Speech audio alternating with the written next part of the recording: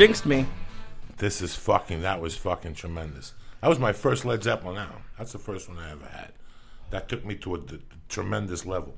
And I would listen to Houses of the Holy. I would listen to Dancing Days. And I was so young that I was scared of No Quarter. So I would skip over it and go to the ocean. You got to be a certain age to listen to No Quarter. You ain't ready for that. Yeah. I found out about Led Zeppelin from this girl that lived up the street from me when I was 13. There was a girl that lived up the street that fucked everybody. She was 21 and I was 13. And she fooled around me, but I couldn't get it up. I was too young.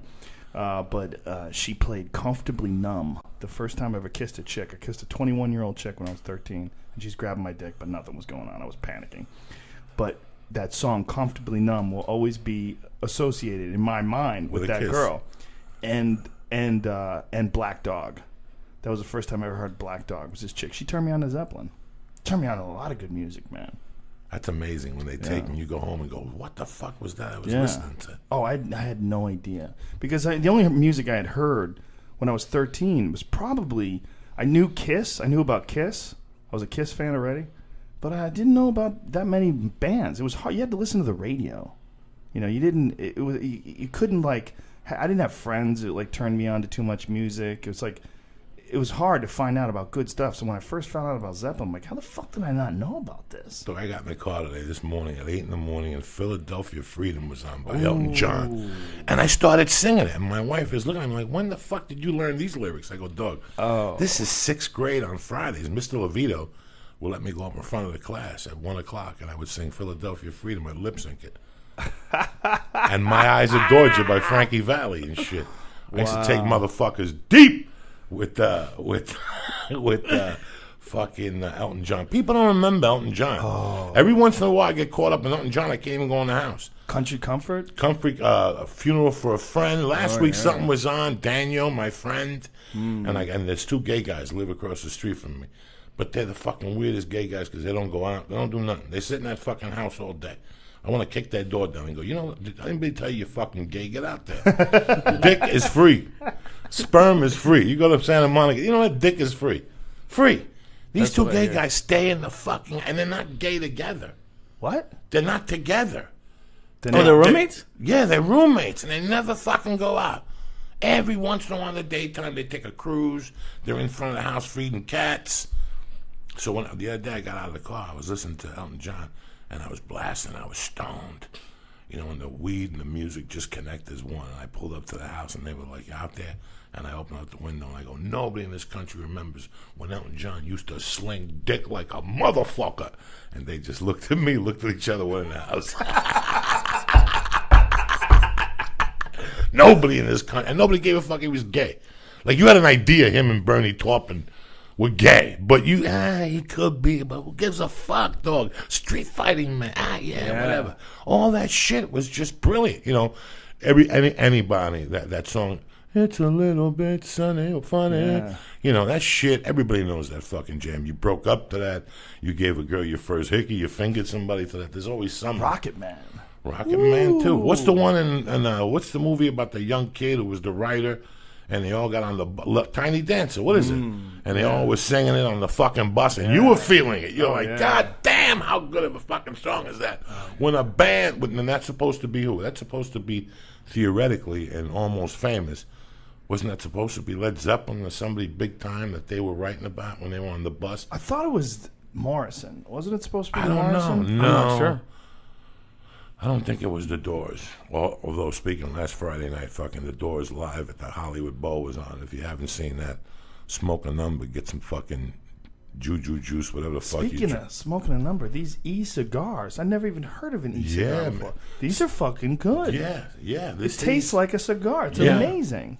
And they have different levels of nicotine. So I'm not a smoker, so I got 0 just to try it out. It tastes the same. I can't. It's great. I gotta put this is great. I love this. You go to a tastes casino, like a real cigar. I go to Vegas. I don't feel like an asshole no more now. You go to a casino, you don't feel like an asshole no more.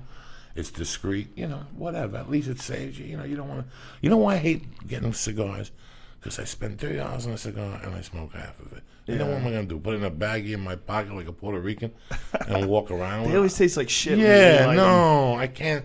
So when do you have time to actually sit there for 4 fucking hours You get a little one. You get a smaller one. Yeah. Well, on the East Coast, they have cigar lounges or like where they have like nice leather furniture and you can get a drink. That's really fun. They have one right next to the Improv. Do they really? Yeah, they have a few They've out had here. that one. They've had that. Yes, but I haven't seen any out here. Kevin James and I used to go to Fat Stogies in Studio City, across the street from Jerry's Deli. Oh, I didn't know they had them. They were so much fun. God damn it! What?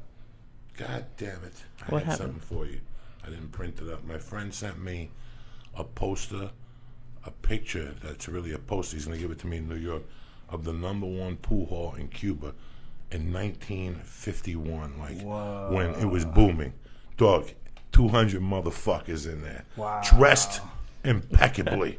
Like impeccably, like no jeans, like suits on, women with minks on, little things with champagne on buckets, and these motherfuckers are shooting pool, and you can see like the daylight come over the beach and shit.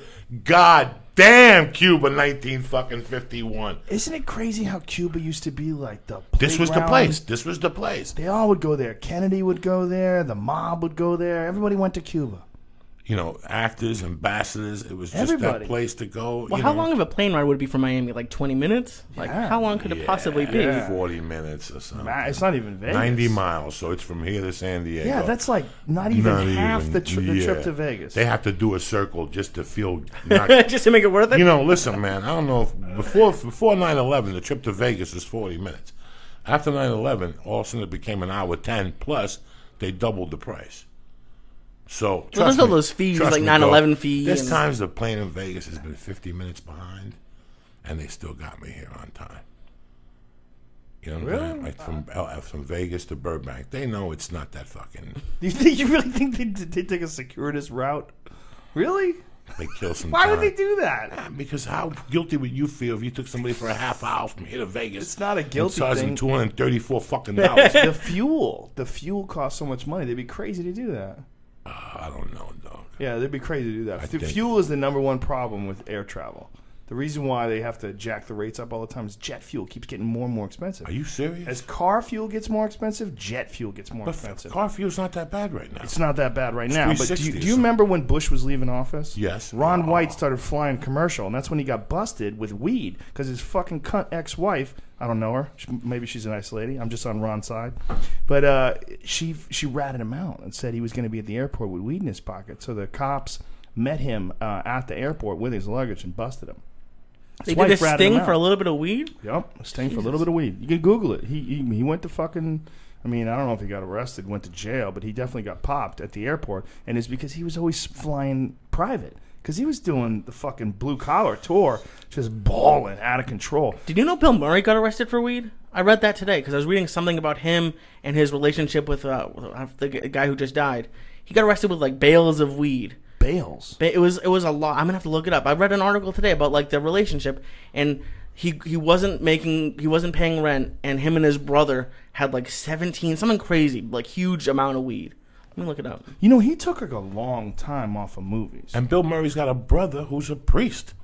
Like a big time fucking priest somewhere. Like I've heard this a couple fucking times. Bill Murray's is Irish. He's Irish. Yeah. Wow. Yeah, he was arrested with 10 pounds. What year? Let's see. 1970. Whoa, that's when 10 pounds was really 10 pounds. Acting. That's before acting. That's pre-acting. Still amazing. Yeah, he got, Was it? Was that before Saturday Night Live? Yeah, Saturday Night Live was 73, 74, 75. He only got probation. He got 5 years probation. Yeah. Wow. First time offense, 10 pounds. 10 pounds, a lot of fucking weed. I'm addicted, Your Honor. I can't stop smoking marijuana. I can't stop smoking marijuana and eating white chicks. And you tell the stories about bringing guns back from Colorado to New York every other weekend. You know, Bill Murray's the real deal, man. When he played the guy first, Gonzo, he played the writer first in Where the Buffalo Roams. He really, you know, that's where I saw him. I saw him in fucking Woody Creek Tavern. And he was sitting with the dude. He's preparing for it? Yeah, like at he this did a fucking great fucking job in that movie. Yes, a lot of people sleep on that. Nobody ever saw it. Nobody even knows that movie exists. I have that movie. You have it at home. I'm a huge Hunter S. Thompson fan. Yeah, that is when he answers the phone, when he's arguing with the dude or he's talking to him real mildly, and he just answers the phone. He goes, "What?" Yeah. I lose it every time. I know where I saw that movie the first time. where were we the other night? What were we watching the other night that people were going? Blues Brothers. We were in the Brea Improv watching Blues Brothers. Me, him, Matt Fultron, losing it. The scene at the bar. At the bar. Losing it. That when they play and they get hit with the bottles and they do Stand By Your Man, fucking Belushi was just on a different level. Oh, yeah. And I don't know if, do you say it's the drugs? I'll tell you, when you do that many drugs and you wake up the next morning, the next day you're very unconscious. The best days I had as a salesman were nights I felt my spine tingling. You know what I'm saying? Were nights that I fucking felt the electric jolt of cocaine. I would be a sports salesman, and I would wake up and go in there, and by 12 o'clock I'd made $3 grand. Is it like a hangover, or what is it like? It wasn't. It was a hangover, but I'm unconscious. I really don't know what I'm doing. When you think about things and you go into something and you think about it, you can't really. It's when you don't think about it. It's when you're just flowing. And I would just flow, and the guy would say, Joey, no nerves. What is it on Saturdays? You always do great. And I remember I used to snort so much coke then that I couldn't even get sprays to open up my nose. So I would take 2 tissues and just stick them up my nose so the drain. And I would sit there all day with 2 tissues. They would look at me and go, "What's up?" "Nothing." At the car dealership? No, sports dealership. Oh, sports betting. So I'd be on the phones talking, but even with cars, my best days were after a 10-hour fucking binge-a-thon, Wow. It's fucking amazing. Last night I was telling you guys I went to the Dodger game with my uncle. Now, this is the same uncle that we pulled guns on each other 25 years ago. This week is the 30th anniversary. Of you guys pulling guns on each other? We pulled guns on each other in September of '84 on Vermont Boulevard here. Really? Down here? Yeah, right in California. My uncle lived, my mother's brother. Blood. Not like, oh, we're brothers. No, blood. Grew up together, Cuba, the same house. Lives in Glendale. Always has. Since I used to come out here when I was a kid. That's not mine. I used to come out here when I was a kid. I don't know whose fucking buzzer that is. It's not mine. I don't have one of those dings. When I first came out here, God damn it. When I first came out here, I came out here when I was 8, 9, and 10. And we go to Dodger games, SeaWorld, Malibu. We go to his different jobs. And then when my mother died, I could have came back with him. But I was like, California, what the fuck do I know about California? I kept in touch with him. And then when I was 21, I said, fuck New York.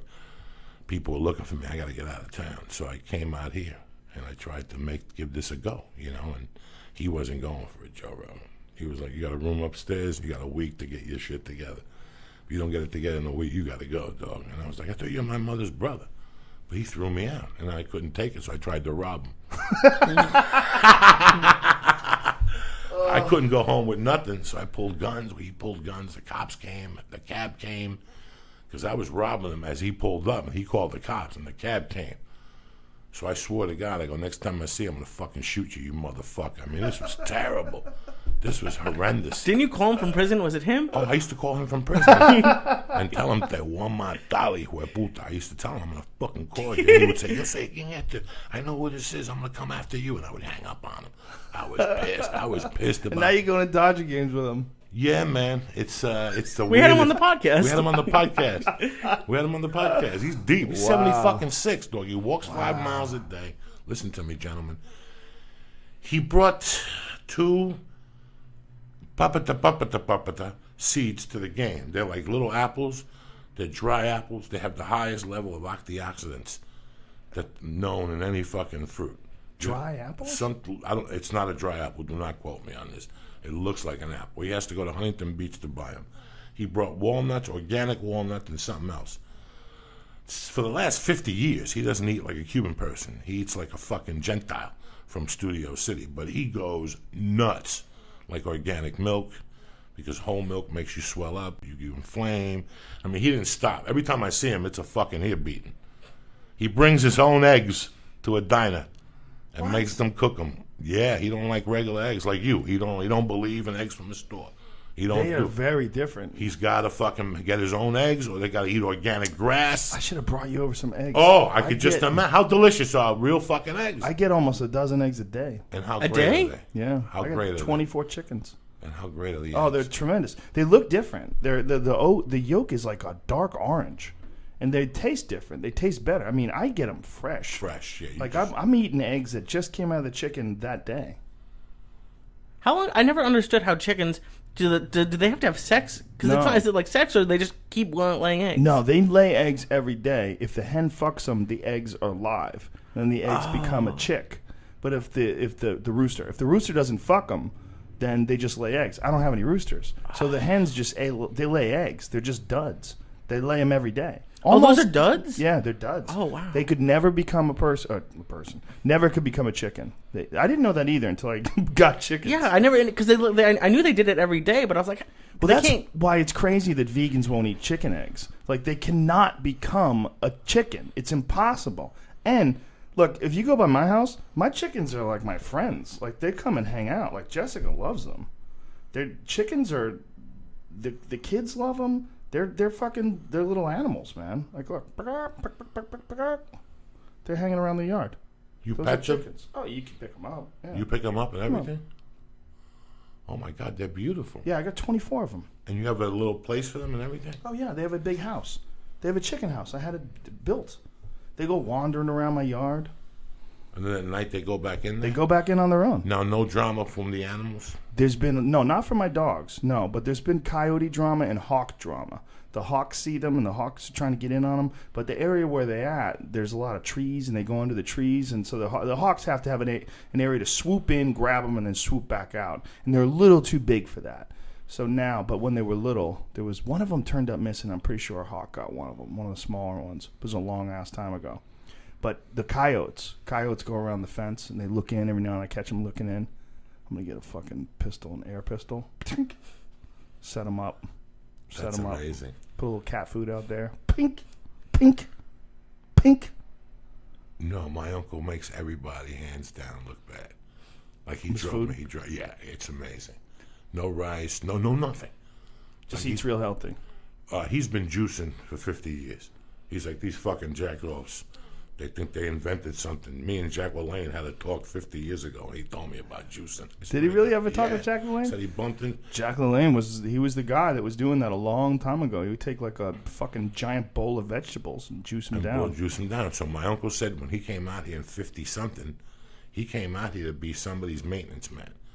He was working in New York as a maintenance man in a building, and an actor lived in the building that was a soap opera guy. And he goes, I got a big house in L.A. Could you come out there and be a maintenance man? There's a house there in the back for you. You could live back there. My uncle's like, fuck it, I don't want to live in New York anyway. When he came out here, then the guy had some TV show. So my uncle would go down to the studio, and he said he met, that he was, like in Spanish, it's really funny. He was telling me how he was mesmerized with Jack LaLanne. This guy used to do push-ups with one fucking hand, you know.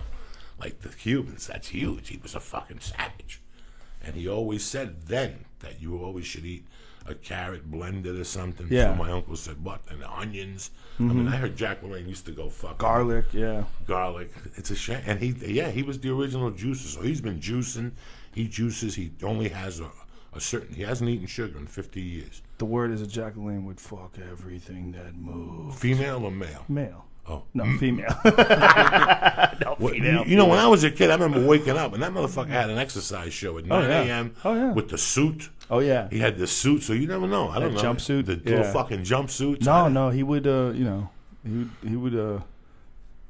he was eating healthy before everybody. He was working out like deep into his 60s and 70s. He was doing stunts where like for his 60th birthday, he towed like 60 boats behind him, like swimming.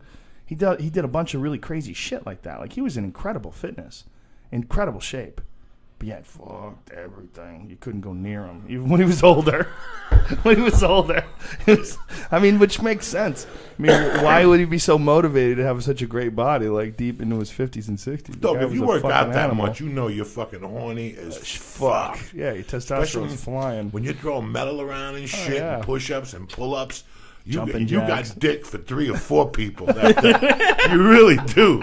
You really do. When you lift weights and shit, like when I was going at kettlebell gym, like really like the fucking deadlifts and shit, I had dick for days. Like I could jerk off, give somebody a stabbing, And at 2, you have to bang one out again, standing up. That's the worst. You got to bang one out standing up in your bathroom, hiding against the door and shit.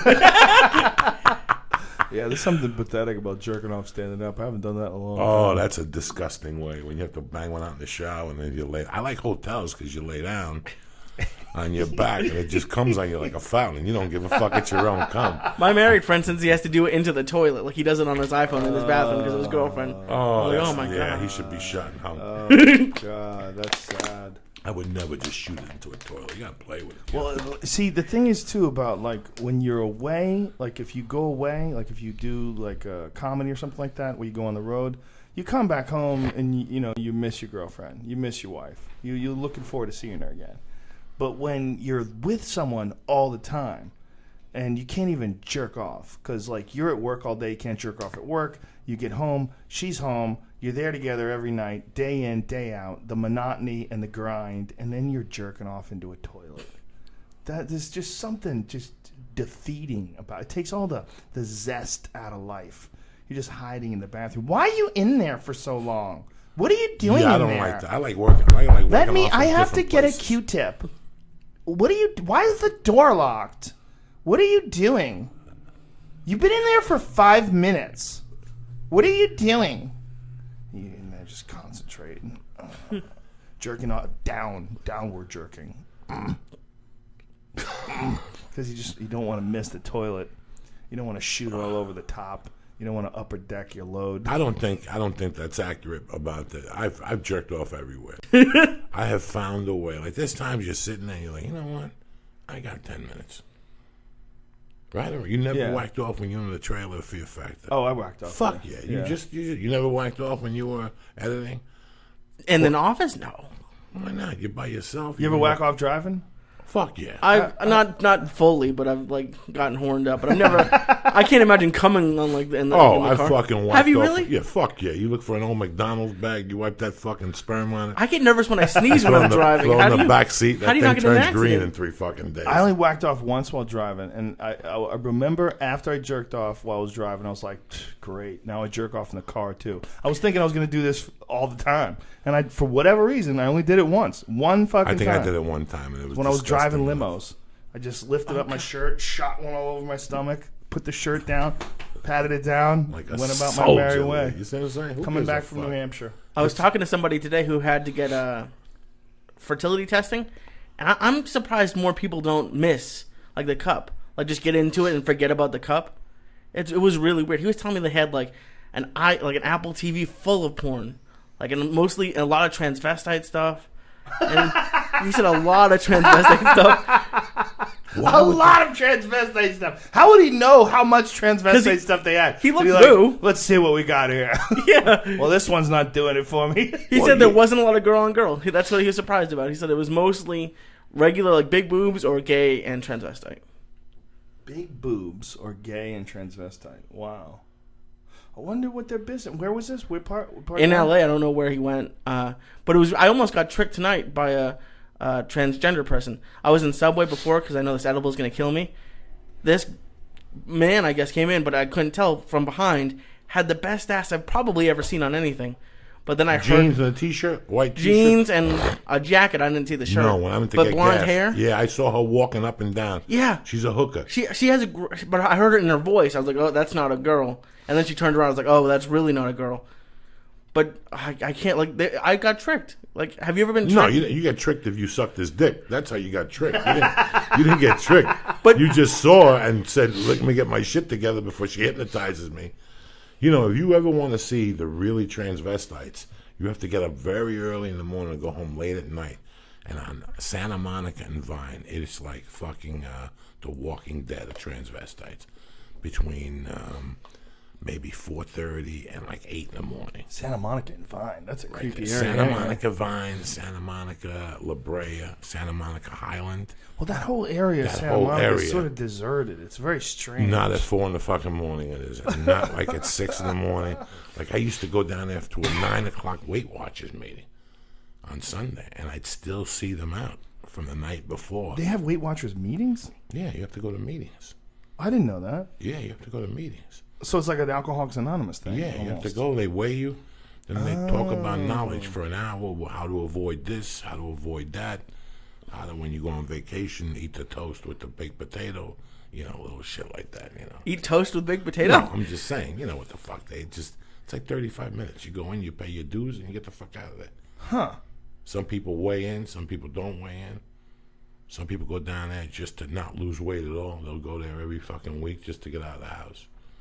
It really is an amazing thing, But they have them like at 9, 11. Isn't that what happens with a lot of people when they get involved with almost anything? Like there's a lot of things that people do where they're just trying to get out of the house, whether it's going bowling or... I remember I went to a Renaissance fair once, and there was, everyone in the Renaissance fair, pretty much everyone talks like they're from another time. Right. They all, milady... dost thou want, they speak that way. But this one lady wouldn't do it. She was breaking character. Like, she was just there to hang out. And she was complaining about her husband. Her husband won't take his medicine. I went to the pharmacy. I got him all this medicine. And this other chick was pissed off that she wouldn't, go along with it. She goes, sorry, I don't understand. What dost thou mean about medication and prescriptions? What are thy speaking about? Like, she was speaking, she was like trying to, and the other bitch was like mad at her. Like, come on, cut this shit. I'm trying to complain here. She was just trying to complain. She wasn't into being in a Renaissance fair. She just wanted to get the fuck out of the house and bitch and whine. And so she put on some crazy European outfit and went out to this Renaissance fair and was just trying to treat it like it was just a normal coffee shop. Just hang out and whine about things. My dad does it in Florida. He retired. He moved down there. He was bored. He does this like community patrol thing in a police car, like the sheriff's office has it. He does it like 4 hours a week. They give him a real uniform. He goes around and he had to learn the codes for things. He's gonna shoot a black dude. No, they don't go with a gun. Fuck? What's his name? Zimmerman. That's where he started out. It's. We had this conversation on your podcast about. I always believe that if you want to do something, you just keep showing up. And I thought about it after, like, when I lived in Seattle. Seattle was my real open mic era, So on Mondays and Tuesdays, let's say 20 people were there. That's what the list was. 20 people. Everybody had 6 minutes, 7 minutes. The last two guys probably had 10 minutes. I say out of those 20 people, 7 of them were just there to fill a void. Mm-hmm. But do you goof on them? No. That's what works for them. You know, they have a local job. They just want to do comedy as a hobby, But that happens in everything. Yeah. I went to today. I said, "Fuck it." I was sitting there. I had nothing going on. I said, "You know what? I'm going to try these knee pads because when I tried the knee pad first after the surgery, it didn't fit. So I put this knee pad on. I go, it fits. I put my gi pants on. Just go to jiu-jitsu and just do hip escapes. That's it. Just make the legs go that way. Make them go this way. Once I'm get tired, I'll get the fuck out of there." Dog, I was drenched. And there's a big difference between an elliptical sweat and jiu-jitsu sweat. Jiu-jitsu sweat, when you got it on you. When it's on your neck and shit, and it's coming out of your head paws and shit. It's tremendous. You're doing no gi, right? No, I do gi, Joe. When you do a gi, and you're working out when you take that gi, and you just fucking wring it out. Oh, Jesus. When you get that big, heavy, thick canvas gi, and it's just soaked. Oh, my God. Today I went to pick it up just now to see if I could throw it in the hamper yet. The neck was still wet. Oh, the neck was still wet. I was like, it's 6 fucking hours later. But it's funny, I went down there today, and Tuesdays and Thursdays is a very small class compared to their night classes. But there's one guy that walks into class dressed with his gi already. No warm-up. Never been there at 12:30. Goes, sits down, his feet are always dirty. Sits down like kung fu. Doesn't do any of the warm-up. Sits there, watches the technique, does it 5 times on each side, gets up, bows, and walks off. Huh. And that's all he does. He just wants to do a couple drills. That's it. And he works as a security and guy. Where are you training at? What place? Right down the block. It's right around the corner. It's called VMAC there, right around the corner. I'll bounce. Like, I'll go to VMAC, but VMAC doesn't have all the classes. And I can't do Wednesday nights. I can't do Monday nights. I'm doing this. So Monday days, I'll go to Higgins. I'll shoot down to Beverly Hills, and I'll go to Higgins. I went there for the whole month of August and a little bit of July. So now when this gets better, I'll go to Higgins at 11. It's 11 to 12:15, real quick. And where's Higgins at? Beverly Hills, behind the tuxedo shop. Higgins used to have a place in, like, Redondo, right? I'm not sure. No. That was the other brother. That was Hodger. Who's got the place by the ice house that we always John. John, yeah, I think. Carlos is in Dallas, and Jean-Jacques is in Tarzana.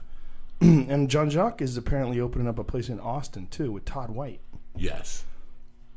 Somebody's opening up something in Yeah, Austin. because Todd White he's one of Jean-Jacques' black belts. He's the artist.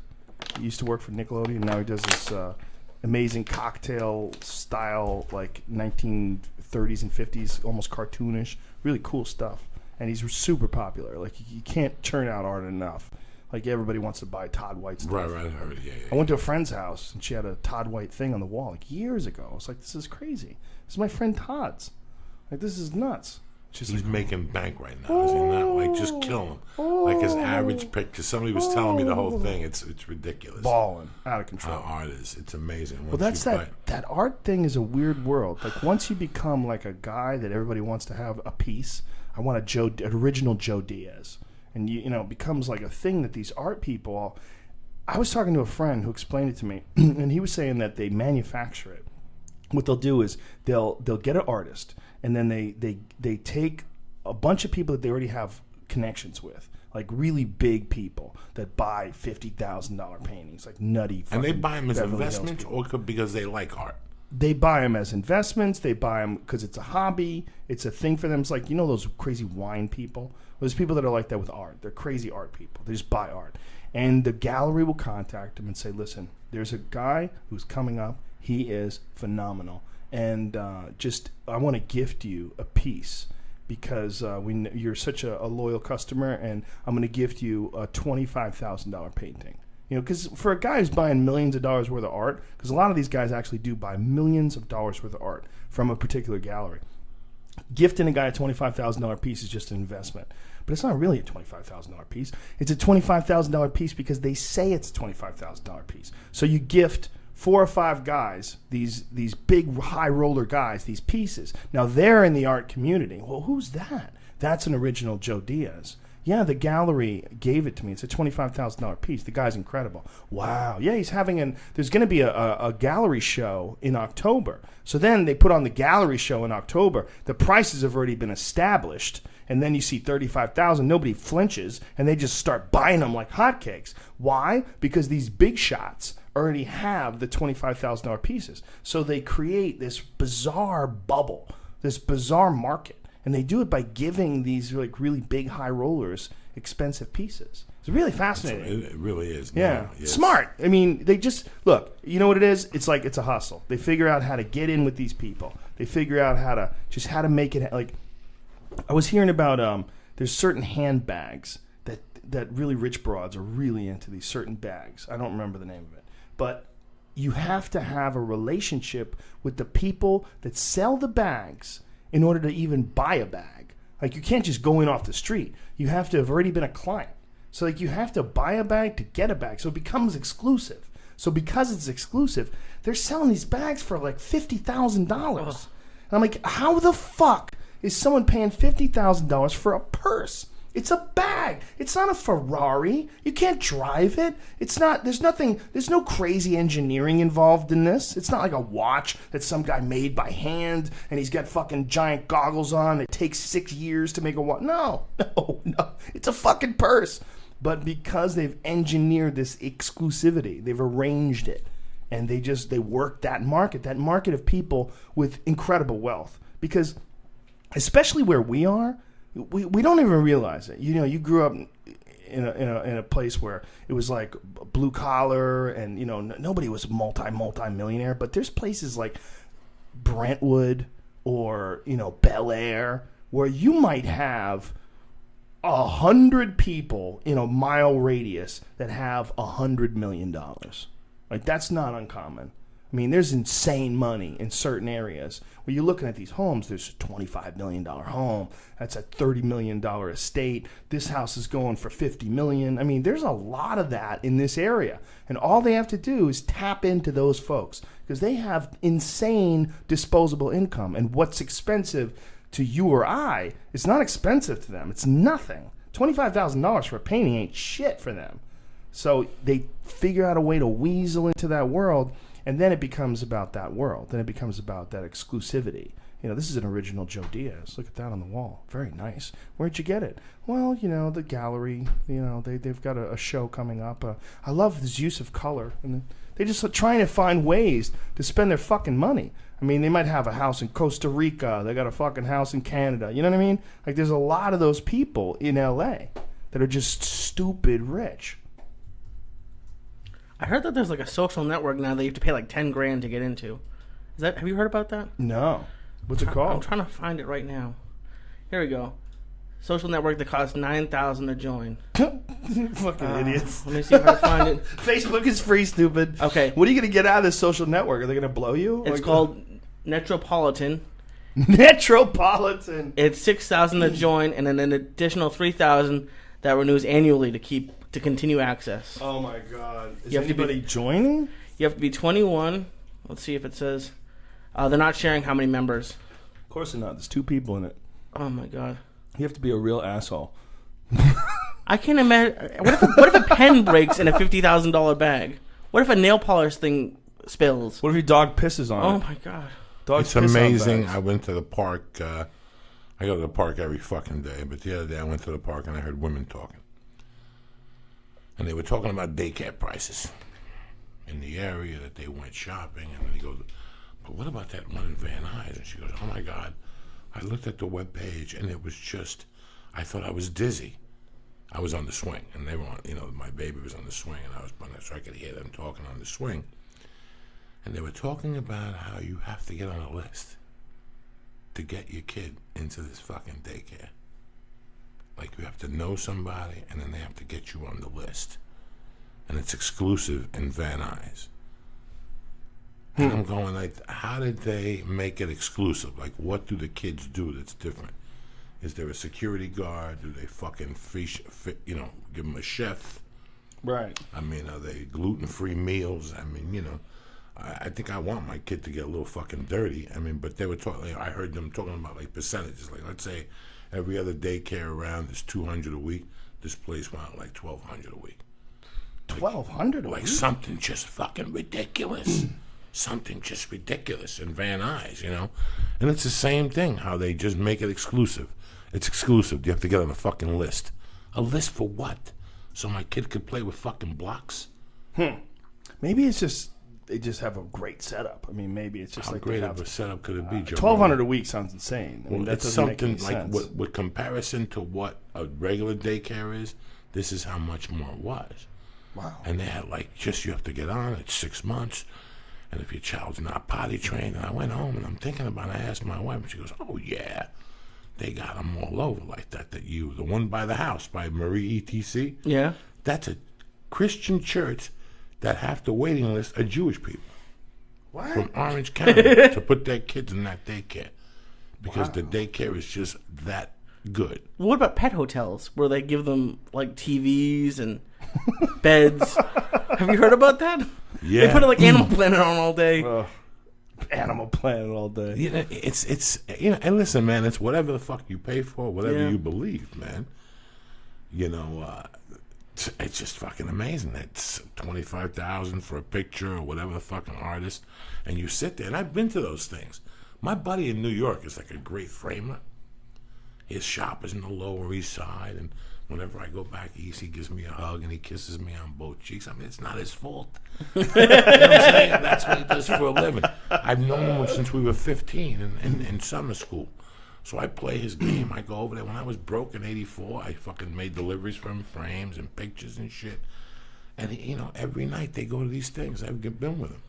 Where they go and they sit and they look in front of a picture and they make believe, they drink wine. These people don't give you sodas. They give you, you know, sushi. And It's a social thing. it's a social thing, bro. It's a big social thing to be an art collector because it shows that you have a certain amount of taste. You know, like if you're into obscure art, that's a Jackson Pollock. Amazing. I love what he's doing here. His concept is incredible. It's just... I didn't know there were any current artists getting that much money. Oh, yeah. I thought it was all older people. No, you just have to be in that circuit. You just have to be in that. I was over Bob Gersh's house.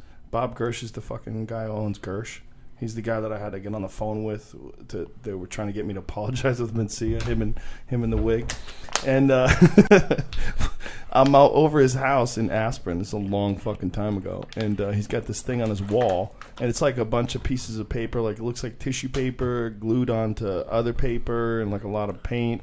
And I look at it. I go, is this something his kid made? And someone goes, no, that's a blah, blah, blah. And I go, what's that? And he goes, that's worth $30,000. I go, what the fuck are you saying? I mean, it wasn't even big. I mean, it was like as big as that longest yard frame poster you have up there, that thing. You know, I mean, and it wasn't like an enormous piece that took fucking 50 years to make, you know. No, it's like a normal size painting with like a bunch of fucking tissue glued to a thing and some scribble. It was abstract modern art, you know, that's what they call it, abstract art. Dog shit. Nonsense. Unless it was your kid. You know, if your kid made it, it would be cute. It made sense to me. I thought it was his kid. It's like, what the fuck is this? This is $30,000? It's like when they throw the fucking, like the counterfeit into Live and Die in L.A., he would throw the artist. Yeah. And he would light them on fire. Right? Yes. Shit. To Live and Die in L.A. That motherfucking movie was on the other morning at 6 in the morning. I put on KTLA News, and I go, let me see what else is on. I fucking that's what I remember. I put that part on. It starts with him burning a picture. He burnt the fucking pictures in the beginning and at the end. You know, there's those fucking guys that do the art and burn the picture because it just meant my closure. And you're sitting there going, you got to get your shit together, guy. It's fucking all over for you, you know. It's the art world is filled with a lot of pretentiousness. Just art itself, calling yourself an artist, being an artist, wearing a scarf. When they call themselves an artist, that's where my thing. And then they justify it by going, you know, you're an artist. And I'm sitting there going, but there are artists. What? There are artists, but these really pretentious artists, they fuck up the whole concept of being an artist. You know, like, look, Quentin Tarantino is a fucking artist. Okay, that's a guy who creates badass motherfucking movies. It's an art to him. You know what I mean? Like, you know, fill in the blank. Richard Pryor was an artist. You know, he was a real artist. He created art on that stage. But some fuckheads, they say, you know, I'm an artist, and you just go, ugh, blah, and you just want to throw up on them. Blah. It ruins the word. It ruins the term. You know, we artists are. Yeah. We're very finicky. What the fuck are you talking about? I'm an artist. I can't be tied down. I'm a free spirit. You don't consider yourself an artist, Joey? Oh, yeah. Every morning when I wake up, I'm going to go see artists in Soho. Well, you are an artist, and but you're a comic, and the comic supersedes everything else. Being a comic is, you know, it's a different, I mean, it is without a doubt an art form, but being a comic is the most important aspect of the art form, and that eliminates any possible pretension. You can't be pretentious to be a fucking comic. You're a fucking joke slinger, you know. That's what we do. You know, listen. I could never. I got invited to this wedding. I think I told you I got invited to this wedding. Usually I won't fucking go to a wedding, but it was in town, and I don't go, and it'd be a nice date night for the wife. And we get to the wedding, and the people are like, "Oh my God, we're so happy you made it. We put you in the celebrity table." And I'm like, I'm not sitting. What? And I go, I'm not sitting on no celebrity table. And I walked all the way to the back, and I sat there. You know me, dog. Celebrity. Who else was at the celebrity table? Fucking Gwen Stefani and her fucking husband, and the black dude from Rocky. Apollo Creed, and Carl Weathers, and you know, just a bunch of other people, black like dude mid-level. from Rocky. Yeah, the black dude from mid-level Rocky. celebrities. Yeah, like just, you know. Gwen Stefani's pretty big. Yeah, this is before she got pregnant. Like this is about 2 years ago, maybe. She was huge. Was she huge? Yeah, Black Eyed Peas, right? No. That's Fergie. No doubt. That's Fergie. Oh, no doubt. Yeah. No doubt. But no, it was just really weird that word right there. No. I sat in the back. I'm no fucking celebrity, dog. No. And it's this, you know, man, every time I hear shit like that, like somebody comes at shit. Like today I was washing the car and somebody came in and said something about, oh, I saw you on this or something. And I want to say, I wish you would have saw me when I robbed that fucking...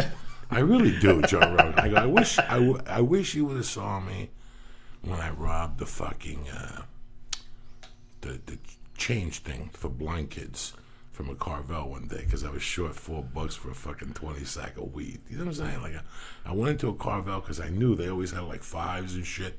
So I bought like the baseball cup with the ice cream in it to give you like the Kansas City Royals. You get pissed off. And I stole the fucking can with the goods. You know, and that's what I think about whenever somebody says, well, you know, that role you had in the movie, and I feel like saying, God, do you even have a fucking idea?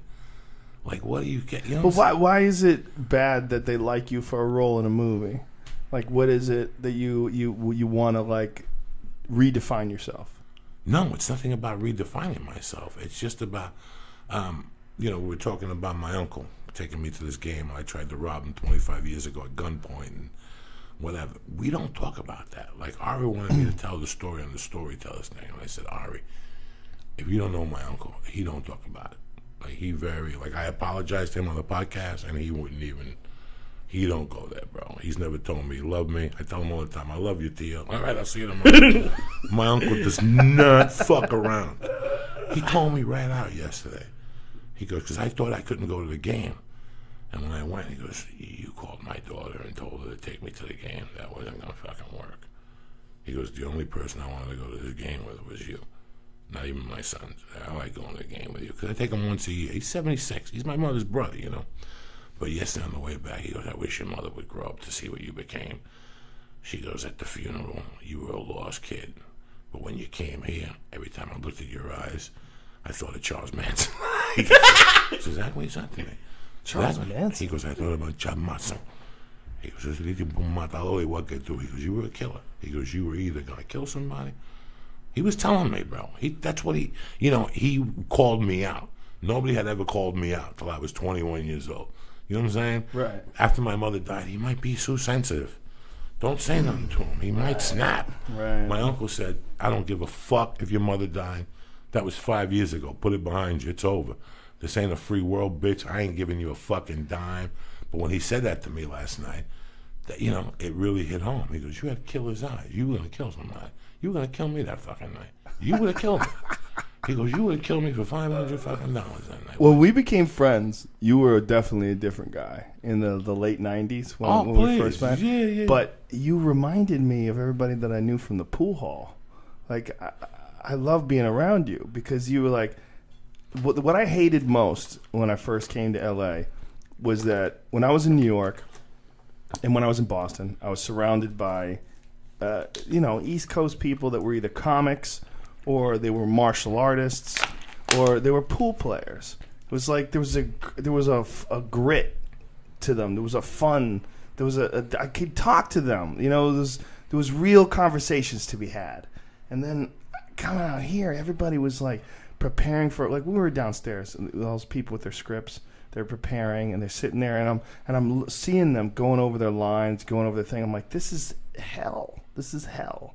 Like this preparing for a role and being in the whole Hollywood scene, like trying to get people to like you and hire you for things. It's just this weird world. It's a weird world.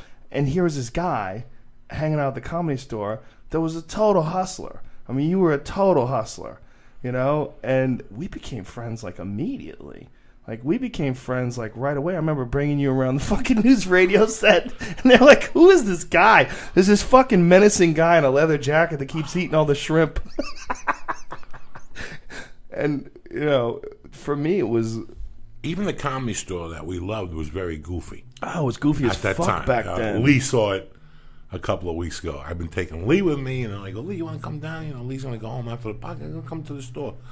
And it was great the first 3 or 4 times that he sat there when, you know, I got a tag for you, you know. Oh, that was the worst. It was the worst tag I ever I heard. saw Tony, I had to call him and apologize the next day. Tony Hinchcliffe, when he was with you in Sacramento or something, I had to call him and apologize. Why? Because I had to get the fuck out of there. And Tony came up to me, I'm like, Tony, I love you. I'll see you. And I felt Well, who was telling you, someone was telling you they had a tag for you? Well, one night with Lee, Yeah. me and Lee were getting ready to leave, and they're like, hold on. They're like, listen, man, I heard that joke, and we got to give you this tag. You should say. And me and Lee looked at each other. Who's saying this to you? I don't even know. And Lee's like, that was fucking weird. And then the next night we went down again, and that's when the guys were saying, we have this idea for a TV show. Oh. oh my God. And you're like, I just get on stage. You walk into your car. You're not even thinking about a TV show. Yeah. You're thinking about how you should have said the instead of cat. Just dumb shit. Of course. And then, can we have a word? And he was right there. We had this idea for you for a TV show. Not even how are you? Right. What have you been up to?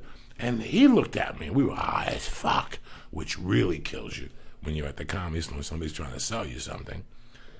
And then Tony Hinchcliffe came, and I saw Tony, and I'm like, I can't even, I got to get out of here. Like, my head was about to blow up. The highness, the set, the people trying to sell me a TV show. And the people that are trying to sell you things at the Comedy Store, most likely, they never sold shit before. They just have an idea, and they think they're going to come to you, and that's how they're going to do a TV show. Right, and it was just the idea. We looked at each other like, oh, they fuck. I mean, it was just, so I understand that. Like, at the Comedy Store, there's always that one person that you find warmth in. And I found it with you because everybody at that time was looking to get on a show to quit comedy. There was a big of that. People would get on a TV show, and that was it. Yeah. And it happened like 4 or 5 times. And here's this guy that tapes a great show, and after the 10-hour, 12-hour shoot, still comes and does his $15 set in the original room at 12 o'clock. I couldn't figure it out. Most people would just go home and go, fuck stand-up. That's below me. Fuck stand-up. I'm going to write a joke, And it's really weird, the people that have stuck it up and will always be stand-ups. Like, I always give those guys respect. Don't come back to it after the show got canceled and do stand-up. Yeah. While your show is on, you tell your agents, hey, those weeks that you don't have me up at Warner Brothers, I want to be out the whole fucking summer. I want to do this. Oh no, well the show doesn't want you to curse on stage or say any fag jokes on stage. No shit. That's what they did to Tim Allen. No shit, Bob Saget too. Yeah, no shit. So you have to. And here I'm watching this guy that's going against everybody else. He's going against what everybody else believes. Everybody wants to. You used to call it something. Means to the end. An end to the means. Means to an end. A means to an end. That's it. In my life, that's not how I felt. To me, if I got on a show, that just helps me. That'll help me get up there, and it gets easier. Now, when I go to a club in Iowa, my dream was to get in a car and pull a Mitch Hedberg and go to all these clubs. Just drive across country one time. Be on a TV show, do the 26 episodes. But once that shit's over with, get in your car and go, bon voyage, I'm out of here. And just go across the country, and you see a funny bone, jump in there. You see a comedy catch, jump in there. Yeah. You see a comedy saloon, jump in there. You see a pizza place with an open mic and you're in Minneapolis, fuck it, jump in there. You do that for 6 or 7 weeks as a stand-up comic. And people go, well, I just thought you were on TV. I didn't know you were this fucking funny, or this is what I do. I didn't give a fuck. I didn't. When I was growing up and I was watching Charles Bronson, I loved Charles Bronson. I loved when he killed somebody. I loved all that shit with the Cheer Me Fooney, with the Fly, but I never thought I was going to do that. I thought that I would always be an extra if they ever used me. I thought that they were going to come to the Comedy Store and say, hey, you want to be in my movie? I've watched Hollywood Nights. You ever see Hollywood Nights with Tony Danza and Michelle Pfeiffer? You see who all the people around him are? Comics from the Comedy Store. Arliss, T.K. Carter is the black guy that's doing the fraternity run. The dude who had the show on Married Men, Mike Binder. He's the fucking the kid who has to Mind of a Married Man. Mind of a Married Man. He's the motherfucker. Hollywood Nights is a famous place is closing down on Hollywood Boulevard. But these Hollywood Nights, they have to. I didn't forget. It's just, but there's scenes where they take these black guys and they put sheets on them and they make them walk through a white net. I mean, it was just crazy. And the people pissing the punch. But if you look at all the comedy in that movie, they just went into the store and picked up a bunch of motherfuckers one night and put them in there. The same thing with Gabe Kaplan, who we grew up with. The same thing with Jimmy Walker. Suppose they cut the deal to Good Times in the back in one of the boots there. Freddie Prinze. That's where we came from. But you always remained the stand-up. That was your roots. When I came here, I got here and they said, you got to go for an audition for NYPD Blue. I didn't go to an acting. I didn't know nothing about that. I knew nothing about that, dog. I knew nothing about commercials. I thought they shot commercials in fucking Mars. I didn't know the fuck they shot commercials when I came here. Seriously, I'm not lying to you. Fucking commercials. I came in, they go, your face is great for commercial. Okay. Yeah, I don't know. I know nothing. I didn't even know. I never even thought about shooting fucking commercials. I got a friend of mine. Was Analyze That? Was that your first big movie? Basketball. Basketball, that's right. Basketball. That's when I first started hanging out with you. I was trying to pop right. the movie and shit by mistake. I went to NYPD Blue, didn't get it. And as I was walking by a door, a lady pops up and she goes, "You here for the audition?" I guess so. She gave me a sheet of paper, I read it, and boom, I booked 3 weeks of $5,000. I never saw nothing like that in my life. Wow. I snorted every penny to the fucking and then I robbed the fucking roller skates. I robbed a different pair of roller skates every fucking day. All right, every day I went and I returned them at Five Guys. What is that? The five sports guys? Think I'm fucking kidding you? I would get to my room, there'd be a size 13. I'd wear them, I'd put them back in the box and clip them. The lady would come with wardrobe. Anybody see the roller skates in there? No, I put them in wardrobe. Okay. Every day for 3 weeks? Every day I come back again, size 13s, and they started giving me size 12. We don't know what happened to all the 13s. Me neither. What the fuck? What the fuck's going on here? Then they ran out of 12s. They went down to 11s. You had to put an 11 on? I was coming home with Band-Aids, but I didn't give a fuck. They're $140 a pop plus tax when I returned them. And they were same every day, the same sporting guys. Every day. How you doing? What happened? Your grandma gave you these for how'd you know? All right, what do you want, cash or check? Let me get some cash. I gotta stop and get gas. By the time I quit, by the time I stopped shooting, I was down to like a size 8.5.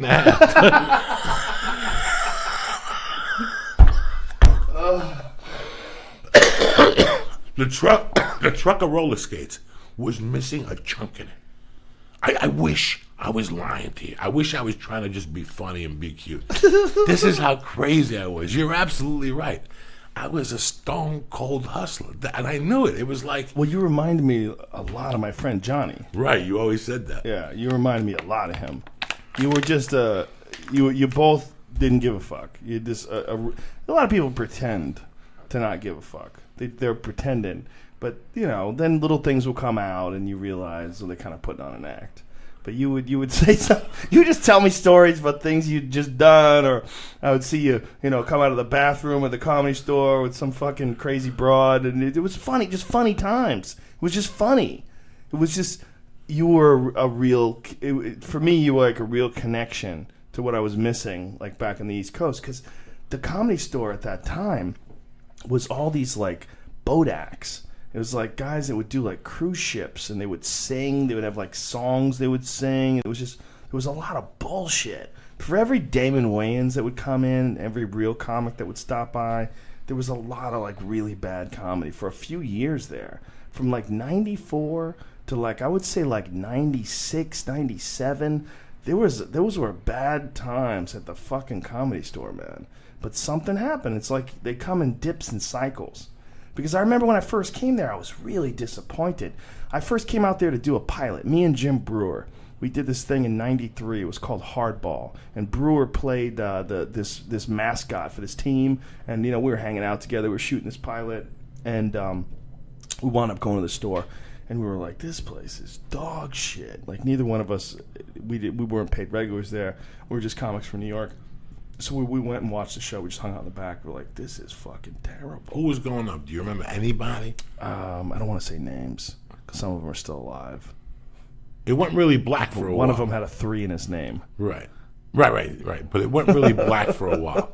They had metal detectors. You believe that they had metal detectors? Tupac. Really? Just got into a shootout there one night with Eddie Griffin. In the main room. In the main room. In the main. Someone shot at him in the main room. At the main room. Yeah. Or he shot at someone. It was very blurry, but it was it Mo Better Mondays? What was it? No, this was when there was before Eddie that. Fat Tuesdays. This was before Fat Tuesday. Before Fat Tuesday? Yeah, those guys from Fat Tuesday are still around. They're in St. Louis.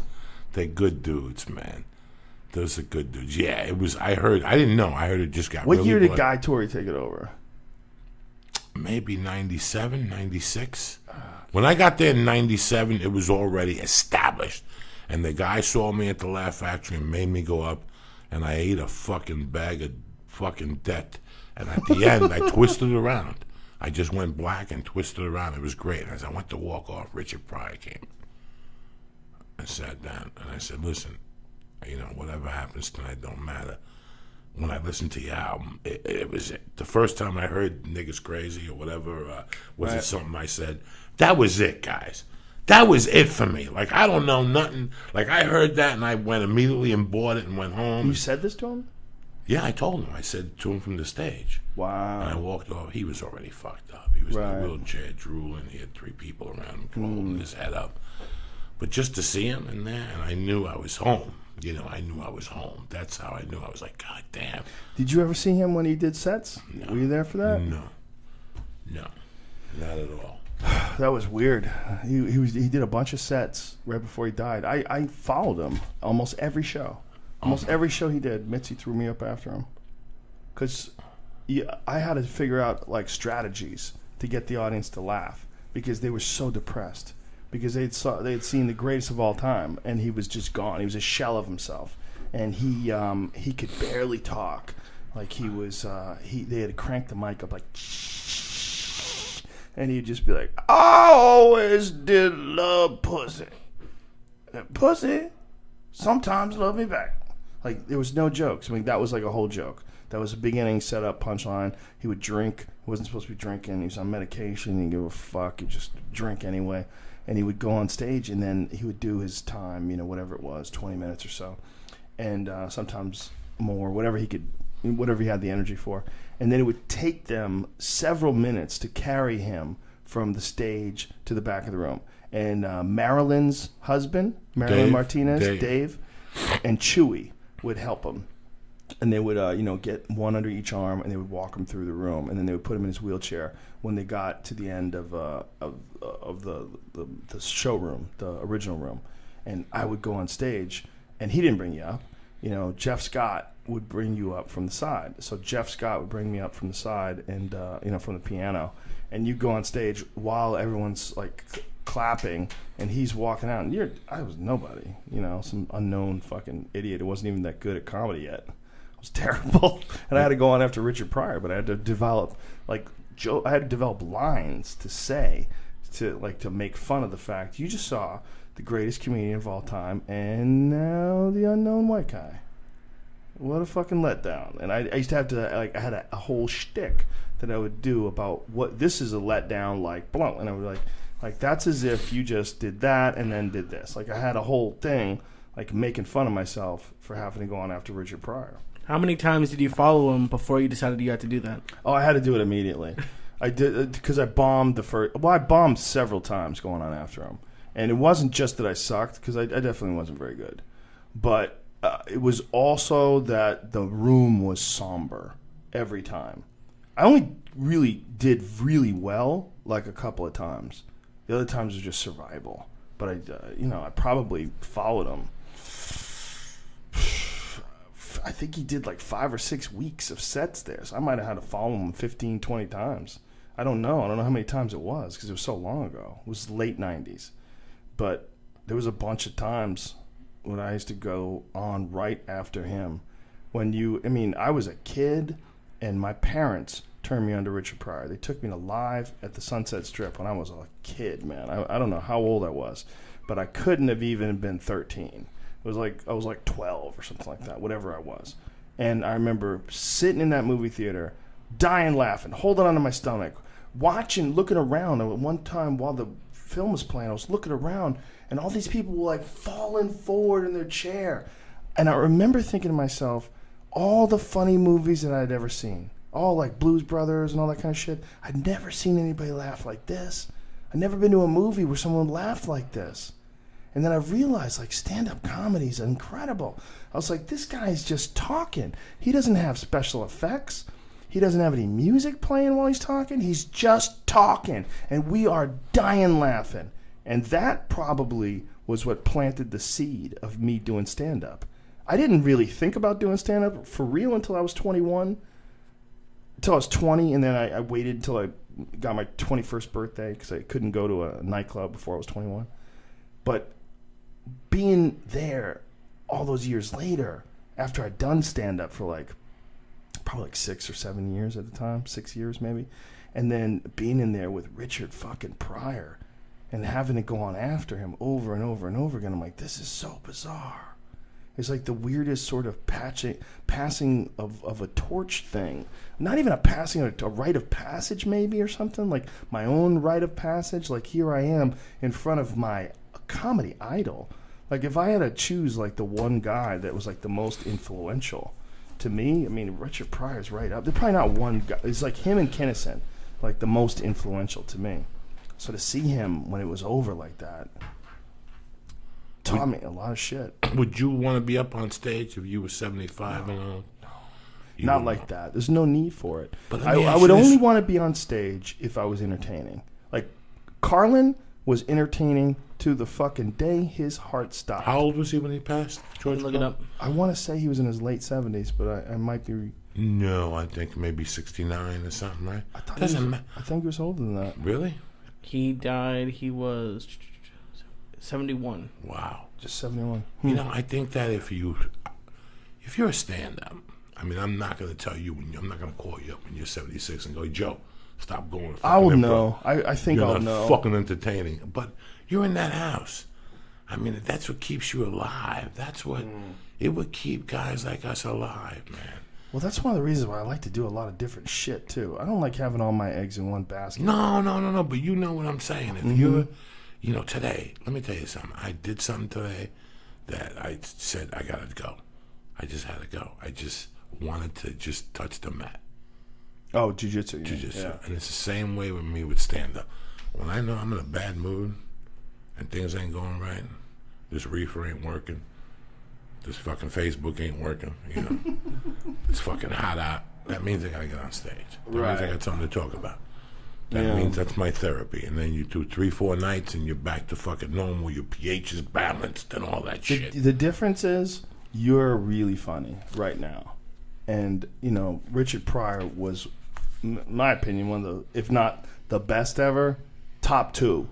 It's between, I give Kinnison the best ever for a year. I think for 1 year, Kinnison was the best ever. But I think Pryor overall is the greatest comic of all time. And then he's not there anymore, man. Where do you it's put Carlin and Lenny Bruce? Well, Lenny Bruce is probably the most important guy because he was the guy who went to jail for obscenity, would argue it in court. Carlin went to jail for it, too. He was also the guy who, like, he set the path. You know, he started the whole, that kind of stand-up, the kind that you and I do, the kind where you go on stage and you're just honest about shit. Like, he started that. That was all him. And, you know, Hicks and Kinnison, they worshipped him. They worshipped Lenny Bruce.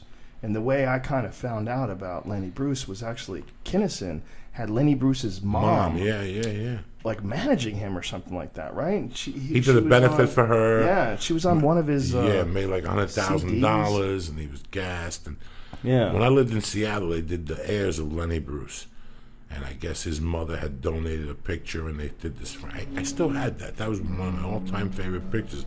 I got to feature the last weekend of the festival, you know, and just having that picture in your name when you're a feature act, you know. But, no, I always love Lenny Bruce. There's nights I find myself watching, you know, old black and white Lenny Bruce and giggling. I like his style. The material might be not what it's 30 years behind, but his style was... It's a time capsule. It's time, yeah. I mean, you're essentially going back in time. And you're watching a guy who, in that era, that was an innocent world. No, I mean, no one understood what this guy was doing. You dig? Yeah. All those little things is what I really like. So there's a guy, Dig, and he goes, you know, like... And what killed me about this whole thing is he's Jewish. Yeah. That's... When I watch him, I'm like, this is a Jew telling the world to suck his dick. Well, for people who don't know... And he did a bunch of fucking crazy Hitler jokes and shit. Oh, yeah. He did some fucking brilliant shit. Oh, yeah. For people who know, Joe, you were talking, he got arrested for saying fuck on stage, right? Wasn't that it? He was arrested several times for a bunch of different things that he said on stage. In the end, they kind of like took his career away. I mean, he lost all of his money fighting it in court. And, you know, even when he died, his name wasn't cleared. He was still going to court. And when he broke down at the end, there's videos of this. I bought a DVD of it once. or VHS tape at the time. It was him going over his court transcripts. He would be on stage with these pieces of paper and talking about why the judge was wrong. It was essentially like he was doing a podcast about his court transcripts, and the audience was bummed out, man. They were like, give us Dirty Lenny. We want to that's what they used to call him, Dirty Lenny. We want Dirty Lenny. They wanted to hear him talk about boobies. She's got boobies, man. You like those titties. Yeah. You know, like he wanted to, like he would say things like that, and people would like, they couldn't believe he was saying it. You know, this is the 1950s or I guess it was the 50s. And he was just a complete unique thing.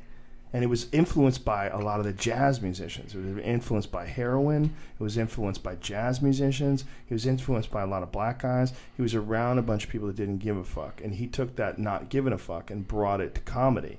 And this desire to describe the world around him in accurate terms, instead of just telling a bunch of jokes. This desire to like make people laugh and let them see the hypocrisy in the world that they're living in.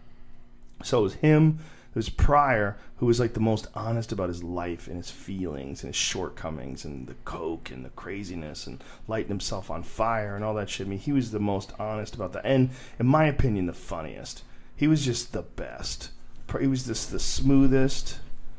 I mean, he just had he had jokes about him having a fucking heart attack. You mean that joke you did where he just shut the fuck up? Like eating pork, do you? You would think about that when you're eating that pork. I mean, he had jokes about everything. He had jokes about shooting his wife's car, about going to jail for shooting his wife's car. I mean, here's a black guy in like a racially divided world, post-1960s race riots, Martin Luther King assassination, all that jazz. And he's talking about shooting his white wife's car. Shooting her fucking car. I'm pretty sure it was his white wife. Yeah, and it was her. Joey had me watch the documentary that they put out a couple years ago, and you were talking about Live at the Sunset Strip. Didn't he like bomb the night before? The night before, yes. And now it's like the most amazing special ever. Yeah. What is it called? Omit the Logic. Omit the Logic. When he did Live at the Sunset Strip the first night, it was horrific. Well, he probably was nervous. Yeah, it was horrific. Yeah. And then he went back the next night, and fucking that's what we saw. Well, I think whenever you're filming something, man, like I experienced this recently in Colorado when I was filming my special.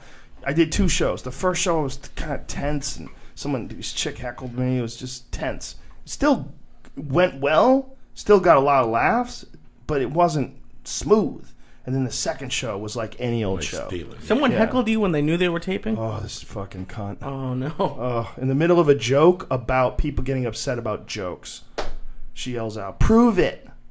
And I just put my head down. I go, "Are you really heckling?" I didn't even, No, you can't address it. To her. I had to address it because it was so loud. It was so stupid. And what I should have done, and what I'll do next time I do any other filming, I should have gone on stage before the filming, before the show even started, before Tony Hinchcliffe went on stage and said, "This is very important to me. I want this to be as normal a show as possible. So I just come out and say hi first. Just please don't heckle me. We're just doing this for Comedy Central.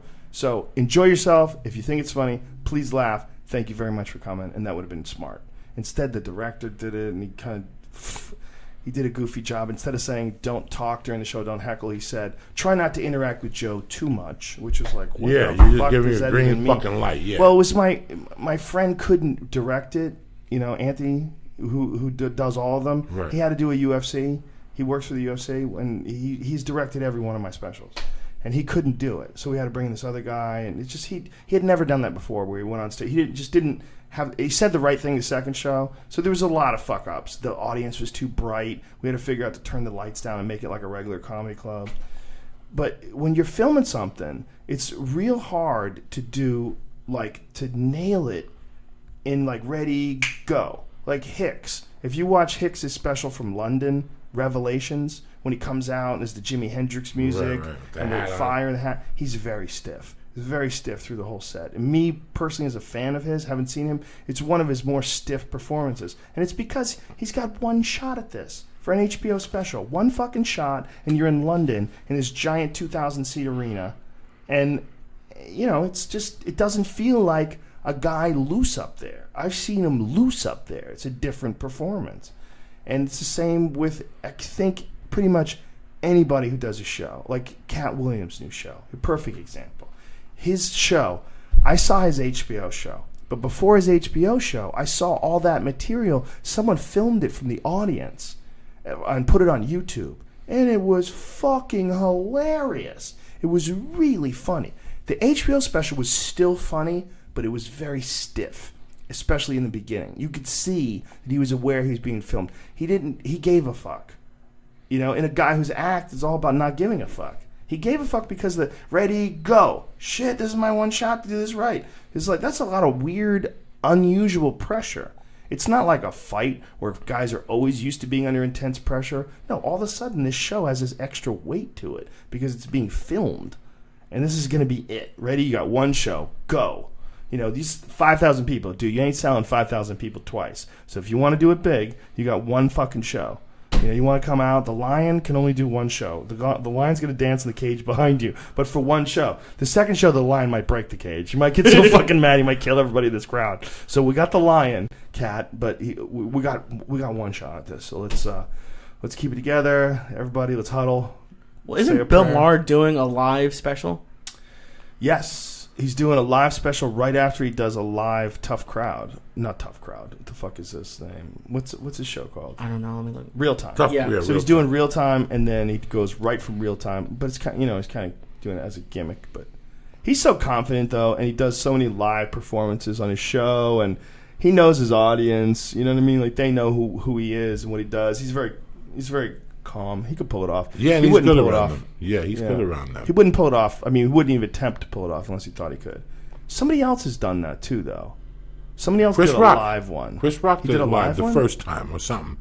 That did one time he did, I think. Oh, George Lopez. I'm sorry. When he came out, yes. I sold 18,000 of Depression. Yeah, what Mexican could do this? Yeah. I sold this motherfucker out. Like he was like the first 5 minutes of his act about selling the arena out. Like during the down oppression, 18,000 Mexicans. Down economy. I sold this motherfucker out. That was when he was at his peak. For me, Joe Rogan, that was it something I said. And it was funny because I was at a kid's house where his brother was a junkie. That's how I discovered Richard Pryor. This kid was nodding on himself. And we went up and we had the Beatles on, the White Album. Whoa. And he came in and goes, "What the fuck you motherfuckers listening to? Take that shit off, listen to this." And we thought we were going to hear rock music. And it's this black guy talking. I had never experienced that. I had seen it on TV, David Brenner and, people like that. But I hadn't, the Riddler was a comedian. Frank Gorshin. Yeah. Frank Gorshin He's was an impressionist. Something in the 60s Wasn't and the he? 50s or something. And, I had seen those guys, but I had never heard those words. I had never heard somebody say nigger and fuck and suck and, hey, nigga, is that you with the cape? Why are you looking in people's windows? Yeah. That was mind-boggling like that. I went home and bought it, and I have to put on, Led Zeppelin. In those days, you had a record player, so you could put a record on and then put the records you wanted on top of that, like a CD, what do you call them, random? Mm-hmm. So you could, when that album finished, this one would drop. Oh, and then the needle would go automatically in your album, and it would start all over again. So what you did was you invited your friends over, you smoked a little dope in the yard, and then you put Richard Pryor on. That's right, you loaded up a bunch of albums on top of each other. And if your mom came in, you had to drop fast. You had to drop fast because she was going to hear a fuck. He said fuck every 2 minutes. There was going to be a fuck in there. So you had to pull the album. In fact, Frank Canella told the story when he called, the guy from Sci-Fi. Yeah. He said, remember, my mother was mad at you because she thought we were in the room listening to music. You brought the album to my house. He tells the story in the 6th grade. I go, you guys are listening to the Beatles Help? Get that shit off. Listen to this. And their heads almost exploded. And after that, I was always intrigued with it. I never went to see it live till 1987, till a friend took me. And I was, impressed. But, Then I went the second time, and the dude had not written a joke in a year. Same dude from Boston. Remember his name? Stephen Wright. Stephen Wright. Never wrote a joke in about 1 year. And I remember leaving there. I was into drugs. Comedy was not even on my radar. And going, you know what? Fuck that dude. In a year, he didn't write a joke. Like, I didn't know nothing about comedy. Well, nothing. he had a tough act to write for. So I was pissed. And that was always in the back of my mind. And that's the beginning. Once you say to yourself, I could do that, you know what I'm saying? And you give it a try, and you either fail and get hooked, or you get your fucking lights kicked out, or whatever the fuck whatever venture you're gonna try, you know.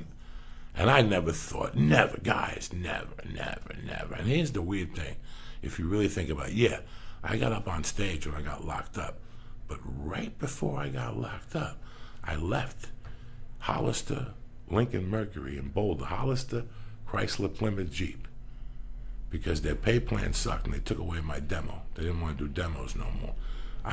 In fact, listen, watch this. The kid I kidnapped called me tonight to say hello. He left me a message and shit right there. Look at the Kent Vella, top message and shit. The kid I kidnapped tonight to say hello. See what happens when you apologize? That's hilarious. People call you. But before I kidnapped this dude, I went to that Subaru dealership. Before I kidnapped the dude, I went to the Subaru dealership. And while I was there, you know, there was this dude that was a white dude, like a Western white dude, like with cowboy boots on. He put a suit on. He kind of looked like Charles Bronson. Didn't say much. I think him and I got into a beef one time over a car deal, and we had to split it. And he was like, he said something to me, you're lucky you split that deal. And I was like, nothing was going to happen, dog. And that was it. Well, about a week later, one day, he took me outside alone. And he was like, dog, I've been watching you. You're wasting your life. I go, what are you talking about? He goes, for 16 years, before my wife died, do you know what I did? I don't know. He goes, I was in charge of entertainment at Caesar's Palace. He goes, I came back to raise my kids. I'm not a fucking car salesman. I just needed something to do at night. And he goes, I've seen a lot of fucking comedians, man. You should give it a shot. He goes, you want me to make some calls for you to get you on stage? It's like, no, I got blow to do. Fucking stage. The fuck out of here with your stupid fucking idea. That's and he was a white guy. Guys, he was a white cowboy dude. And he was like, you're wasting your life selling cars. You should at least give it a try. And I was like, okay. And then when I got locked up, it was just something I was doing without knowing I was doing. You know, I was doing something without knowing I was doing. I would just talk shit in the kitchen. There'd be 8 black guys cooking, and I'd just start going off on them. Like, what the fuck are you guys doing? And then at night, I'd get up on stage on movie night, and I'd fucking talk about, look at fucking Lee with his green shirt on. What the fuck is your problem, cocksucker? And I'd just go around the room, and the black guys would go crazy. You know, and I didn't even know what I was doing. There was when I got out of there was no Def Jam. I didn't think about that shit. I was just having fun. And they would always say to me, Cuba, when you get out of here, you got to do it, dog. You got to do it. And it was like they would say, like, when Cuba gets out of here, he's going to be a big-time comic. I'm going to be his motherfucking manager and shit. But I'll be out in like 12 years. So you got to do it on your own until that. I mean, they were hilarious, but they had my back. You know, it was like a dream for them. You know what I'm saying? Like that. Wow. So it was, it's kind of neat when you look, you know, you walk into a room. I walked into the Comedy Store and I saw Eddie Griffin walking out. It was a tremendous feeling. I didn't know who the fuck you were. Listen, let me tell you something, guys. A real comedian, when he's on the hunt, he should know what a television even is. A real comedian, when you were in Boston on the hunt, I never watched fucking Seinfeld. I don't fucking know what fucking there is a place you want to go. I never watched that show. Never watched Cheers. Never watched Cheers, not once. I don't know nothing. TV didn't exist to me. Like, didn't come back into, like, TV got out of my life in 81, and it didn't show back up till 1999 or 98, and the girl I was dating said, he's on news radio. I thought you were a fucking radio guy. I thought a news guy, like, all right, Joe Rogan here, this happened in Baghdad today. I didn't fucking know if you're a comic and you're on the make, you're on the fucking roll, like you go out 7 nights a week, you're at that 3-year mark, you should know what TV. If you come to me and say, do you watch Game of Thrones? I gotta look at you because I didn't know no TV. My first fucking 6 years in comedy, I don't know about TV. What fucking TV are you talking about? What movies are you talking about? I'm making, you know, I didn't understand that mentality. So I never really knew. First TV show I watched and I made a comeback to television was NYPD Blue. Like Jimmy Smith was dying. That's all I remember. Seinfeld was done. It was like the end of Seinfeld. People come up to you, what, Seinfeld? When am I home at 8 o'clock, you fucking dunce? You know what I'm saying? When the fuck am I home at 8 o'clock giggling, eating popcorn? Yeah, I didn't get into TV shows until I was on one.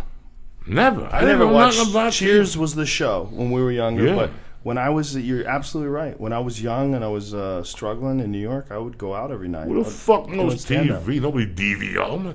I go home and Netflix. I knew some movies. I knew some like famous, but I didn't know any fucking TV shows, like especially like dramas or something like that. I didn't know any of them. Didn't know anything. I went to maybe 2 or 3 movies. That was my escape. I would go to movies. That was always my little haven. I'd roll a joint and walk into a. My favorite was like there was a double feature on 78th Street, not the black double feature, not the black sing. There was a black movie theater where I went to see Rambo and all that shit. But down the block was a movie theater. They would do like Officer and a Gentleman and Thief of Hearts.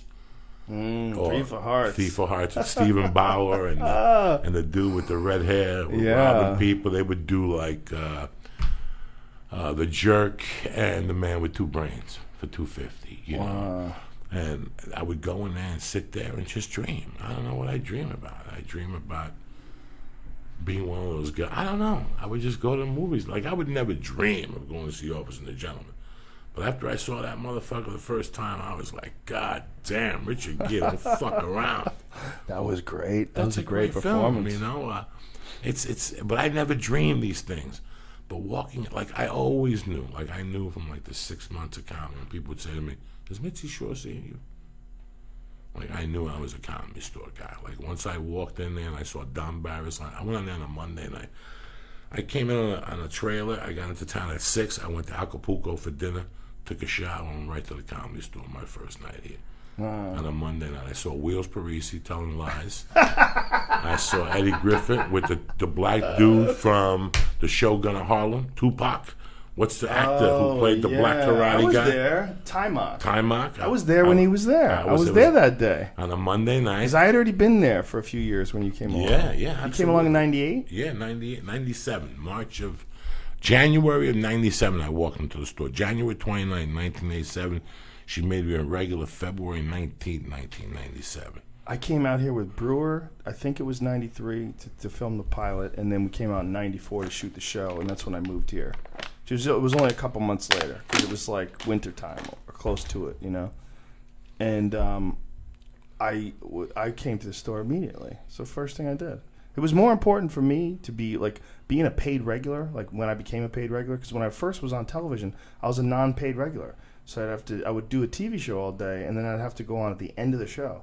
I'd have to wait until Carlos Mencia would put stockings over his head. He would pull like pantyhose over his face. He had this whole bit about robbing people, like he put pantyhose over his face.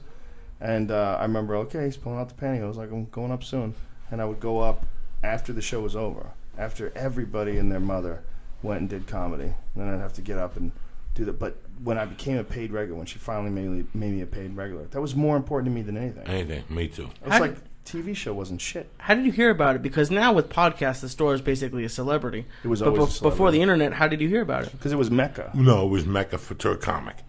Listen, when you join jiu-jitsu in New York, at a school in fucking Eagle Rock, New York, you know that your dream is to go to what's his name? Renzo Gracie or Marcelo Garcia, and then after that I'm going to go to 10th Planet. And that's the Mecca, HQ. You know, I got to make it to HQ. You know, I'd bump into people on the road, and they go to me, man, how's HQ? What are you talking about? At 10th Planet. You know, and I could see in their eyes, that's their Mecca. To a comedian, that's your Mecca. You hear about the Laugh Factory, and you inquire about the Improv, but you know. People tell you over the years, hey man, when you get to Vegas, make sure Mitzi Shore sees you when you get there. The store was where everybody came from, but for me, it was where the two greats, Kinnison and Pryor, they all ran shit at the store. So when I came to the store, like that was hallowed ground. Like I remember sitting in that room when the open mic is on. It's a different show than when the open mic's over and then the pros go up. So like the show will start at whatever and it goes to like whatever. I forget what the numbers are. It is 7 to 9 or 6 to 8 or whatever the fuck it is. But when the real show starts, they shut all the lights off, and the lights that are in the room that they're all like names of the big comics. Like Sam Kinison had a Neon Name, and Tamayo, Roseanne Barr. Roseanne. You know, and a couple weird ones. Like Tamayo was a weird one. It didn't make any sense. But there was a few. I mean, she kind of had a little heat on her way back in the day. You know, there was a few comics that were on that wall, and I remember like just being in that room, looking up at that wall, going, "Holy shit, that's Sam Kinison's name. This is where he used to go up. This was the fucking stage that I had seen these videos. I had seen like VHS tapes of him up on this stage." I remember getting off stage on a Saturday night, like doing the best I had done in the first 3 months I was there, and Gary Shandling talked to me and going, if he only knew that I robbed that blind kid's change, would he fucking still be talking to me? Do you know what I'm saying? Like, that's what it felt like to me when I'd see these people. Like, this is just it's not a dream come true, because it was never a dream. This was always so far away for a guy like me. This was all an accident. This was all Stanhope talking to me and going, you know, you got to come down. There's nothing in Seattle. That's it. You're a feature. How long were you up there in Seattle for? 18 months. You're Did you like living up there? Or did the rain, the winter, that bum you out? You know, at the time, I was going through hell in Boulder. So I was just happy to be out of that mentality, that war mentality. Right. And I didn't really pay attention to it till, you know, when you wake up in Seattle and it's the 4th week of rain. It does something to you, you know. Right. It doesn't do nothing to me. I'm not going to hang myself or get a shot. But you don't feel good. Well, you know, there's no sun, you know. For me, it didn't work. The summers are great. You know, the water's cold in Alki and all those beaches, you know, Bremerton. That water's fucking real. That's the Pacific, bitch. That's Penguin Pacific. You know, it's coming down. It's coming down from there. Yeah. And as you come down the coast, you'll see the water warms up. Mm-hmm. But not by much, okay? When you're in Alki and you go to Oregon, you know, even like Santa Coos Monica. Bay. Santa Monica's fucking cold. It's cold. Malibu's fucking cold. You know, then you go to Myrtle Beach and it's piss water in April. You know, Seaside is warm as fuck right now. Yeah. It's hotter than fuck right now. You know? But no, I enjoyed it. I enjoyed the comedy. I was so entangled in the comedy. That's what the regular person doesn't understand. That, and they do. They do. Whether you do electrical work or you bodybuild or jiu-jitsu, when you first get involved with somebody, you get engulfed in it. So I went to Seattle when I was doing comedy my 4th year, and I was in. Like, for the first 2, I just had a business card and told people I was a comedian. You know, I'm a comedian. I get on stage once a month. I do an open mic. But the 94, it just hit me. Like, this was it. This was all I had left. There was nothing else. I was 31.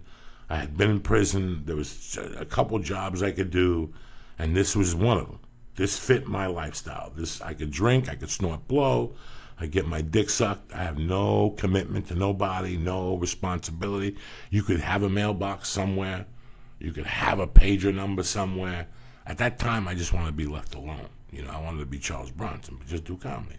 Doing comedy. I did all the triple runs. I did those triple runs backwards, bro. $85 a night to feature, and gas comes out of it, and you drive 8 hours between each gig. 8 hours, sometimes 14. Sometimes you got to leave right after the gig just to make radio the next day, because you'd have to do radio at 5 for the 8 o'clock show. You know, this is combat comedy. I never worked at nothing, Joe. Guys, I always did something till I found out there was work involved. And that's what a lot of people fucking do. And they become 50. I have a friend that called me 2 days ago to say hello. He's 55. He's still looking for the perfect job. He quits a job every 2 months, you know, because there's work involved. It's just not getting a job now. They have to work. People think they go to college and they get out and they sit at a desk, or whatever. You have to fucking work. This guy wants, I can't work for $60,000 a year. I need $130 to start. That's not happening no more, my friend. So everything else, I never worked at everything. When I realized after a month or 2, I would say to myself, I'm getting $10 an hour. That's $400 a week. I sell an 8-ball. I can make $400 a day. Meanwhile, I'm doing what? I'm making cement and putting it on people's trays and getting abused by the Masons to fucking make $10 an hour. And they're not teaching me nothing.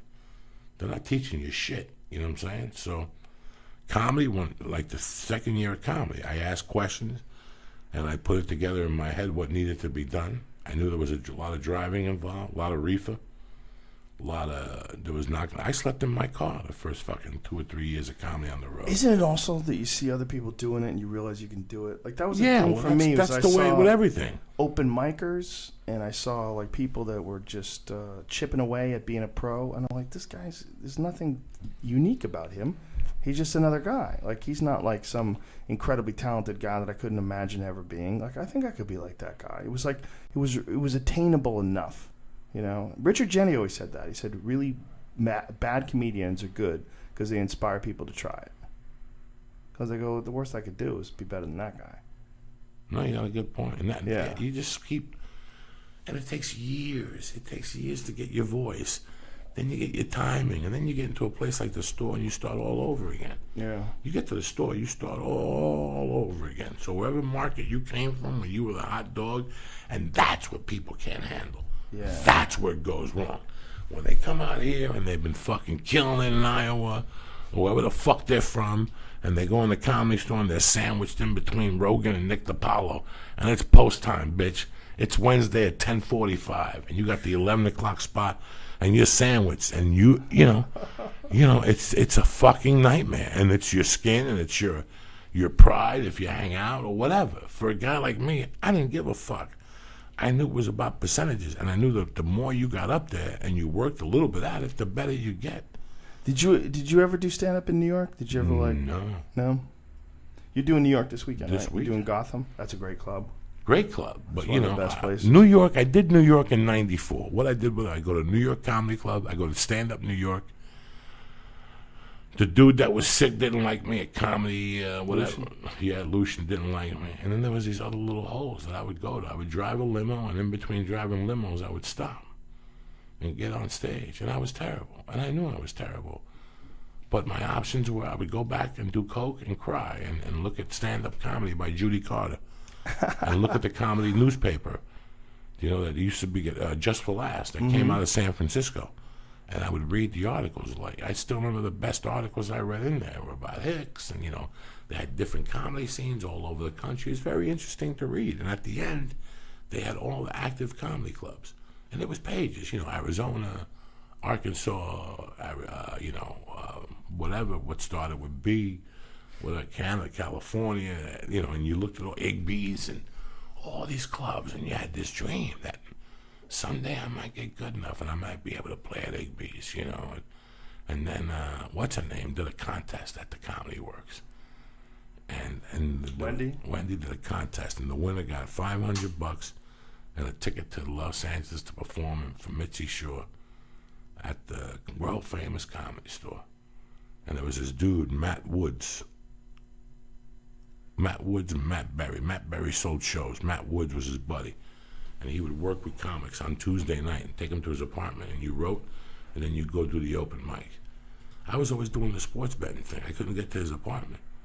So he didn't really dig me. So the night of the contest, I came in second. But the first place guy had robbed Seinfeld. And all these comics said he robbed Seinfeld. So Joey gets the redeem. I got the $500, but I never got the plane ticket. So he stole some of Seinfeld's jokes to win the contest. Yeah, local scenes are funny, man. It's a funny thing. It's like it's one of the few performance art forms where you need an audience. If you don't have the audience, you can't do it. Like you need an audience to create it. Like they have to be there. Otherwise, if you don't get that feedback from them, it's not like you could bring out a fully developed album like a band could. A band could throw together a fully developed album and say, this is our first time performing this, and then do their pieces. But you need that audience, and you also need competition with other comics. And that's what some places just don't have.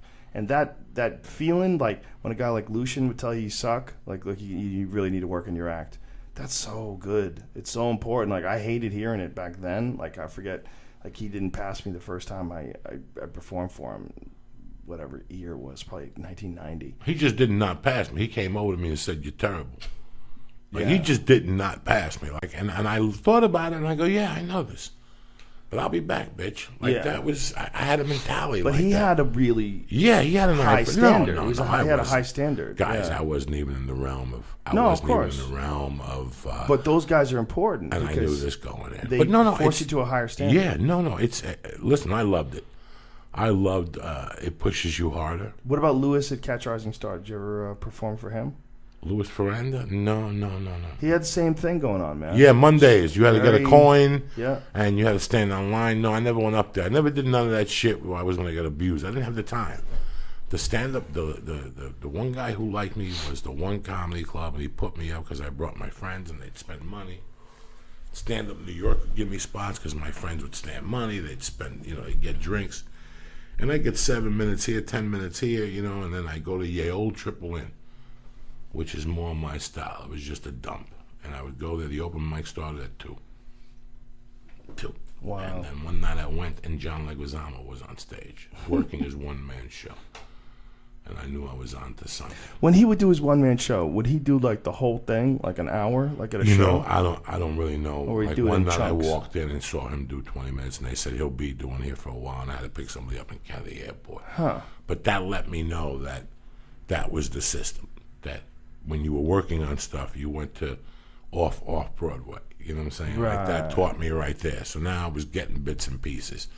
Then I went to Colorado. And when I went to Colorado, the stakes there was little. Right now, today, if you come to me and say, I'm a stand-up comic, but there's no place for me to perform, I'll spit in your face. Because you have to make your own stuff. Yeah. And knowing what I know now takes you 2 minutes to go around. I did comedy when I was in love with comedy, when I couldn't fucking wait to get on stage and tell another bad joke. When you just can't wait to get on stage, I'd have to go to a poetry reading. Don't fucking, no motherfucker could tell me my business, bitch. Nobody. That's why I get pissed when people are like, whoa, stand up, listen, you know what? Go fuck yourself, okay? Because you're talking to a guy that went from 0 to 60 with it. Like, I had to learn along the way. Nobody guided me. Like all other stand-ups. This is what you're doing. You have to make your own. It's all getting, you think you're making progress, and somebody steps on your parade. Then you go back to the drawing board. But every time you go back to the drawing board, you get 3% better. And you get a little bit percent better. And he breaks you down. And, hey, where'd you get that joke from? It's terrible. Or, this guy heckled you. Or you talk. When I was doing comedy in New York, I picked up a fucking horrible habit. And once you pick up a bad habit in stand-up, it's like when I was a kid and I'd rebound. I was a great rebounder. But I always put the ball on the floor. It's a bad habit. Grab the ball, tippy-toe, and go right back up with it. Once you grab the ball and bounce it, you draw the fucking people to you. Why are you doing that? It was a habit that took me years. You know what habit I picked up in New York that took me 5 years to get rid of it? Talking to the audience. That's a big New York thing. Where you from? What do you do for a living? You from Jersey? And I got into that habit.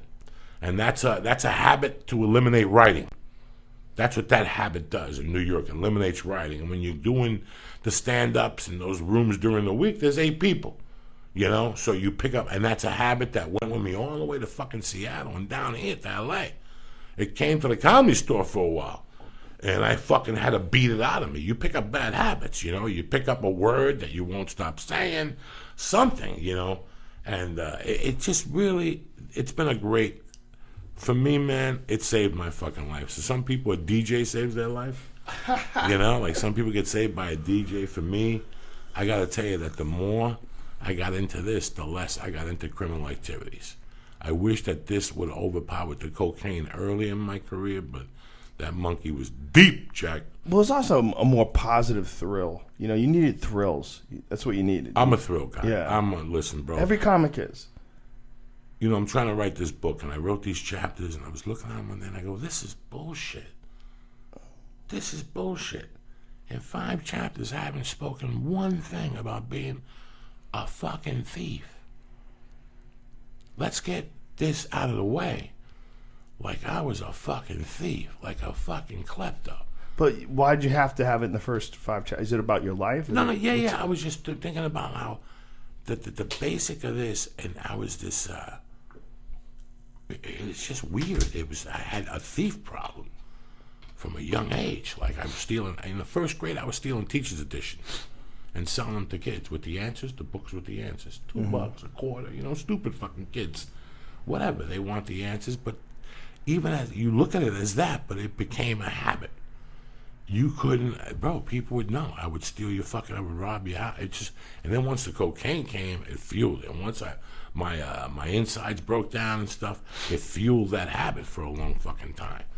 So it overpowered that. Like even that, I was going on the road and getting caught shoplifting, stealing a tent in Idaho one time on a triple run. You know what I'm saying? It even overpowered that.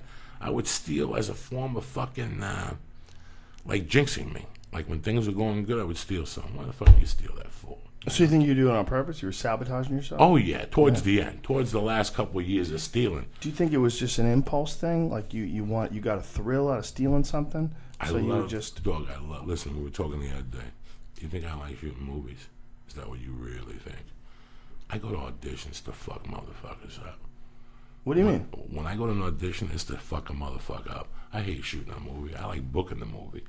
I like thrills, Joe Rogan. So you like going and fucking them up. I like all these actors out there, la la la la la la, and they're doing breathing exercises, and they're off to the side doing all this shit. And this fat motherfucker walks in that's a felon and goes, "Watch this!" Bam! And when I'm walking out of it, I know it. I know when the room just goes silent, and I walk out, and they're still doing their breathing exercises, and they've trained at the actor's studio.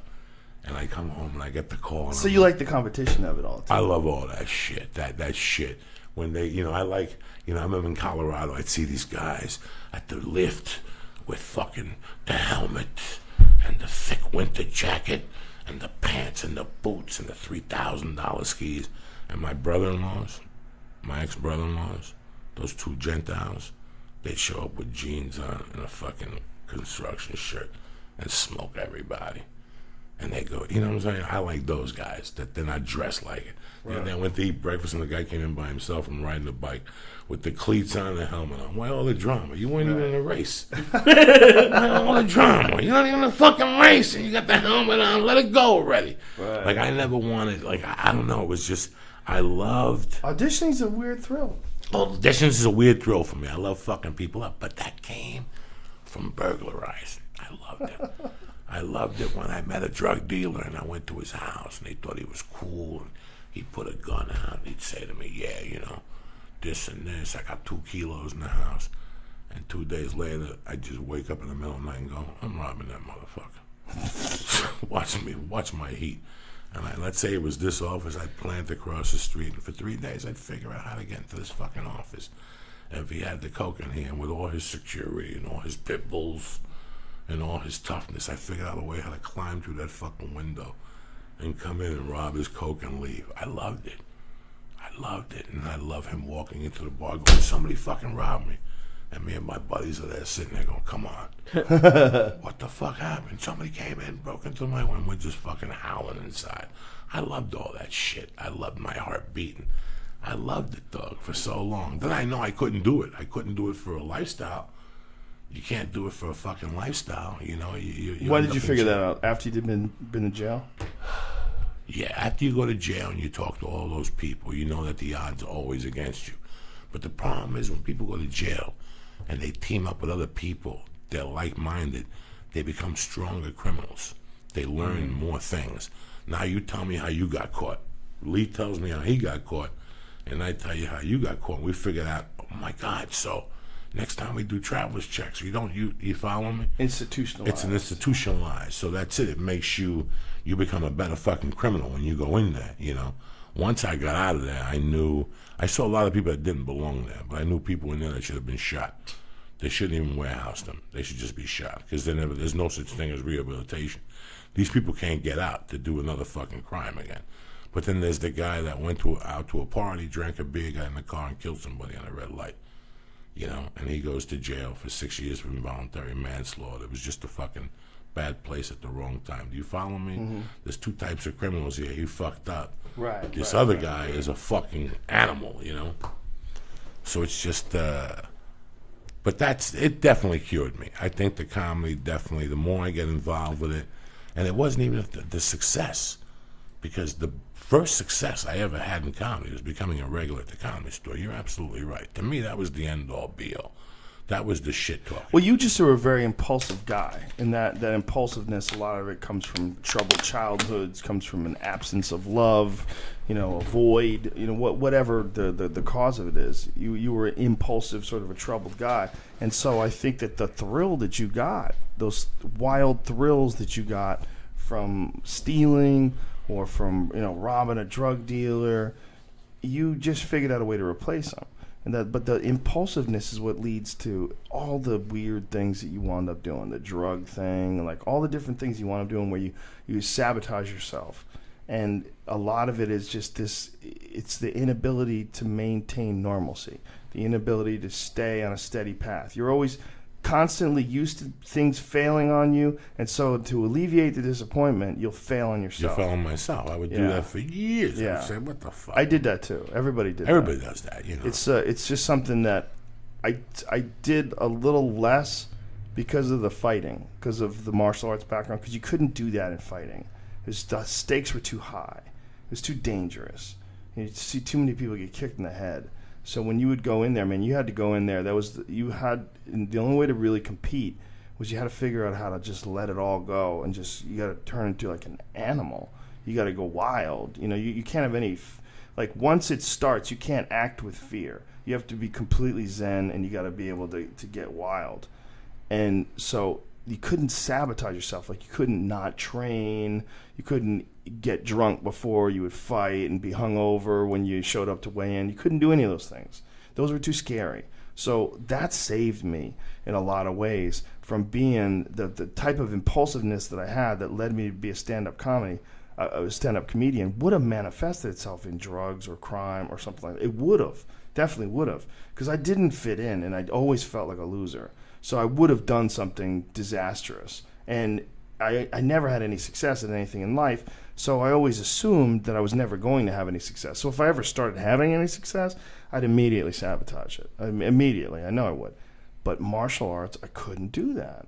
And I also couldn't do it because my instructor, because I didn't grow up with my father, my instructor took the place of my father as like a high model, a high role model of a man, martial arts champion who was like well respected throughout the country. He took the place, like this authoritarian place, and my life completely changed. I became completely like rigid and disciplined. So because of that, like carrying that over allowed me to not sabotage my comedy career too much. But everybody does it.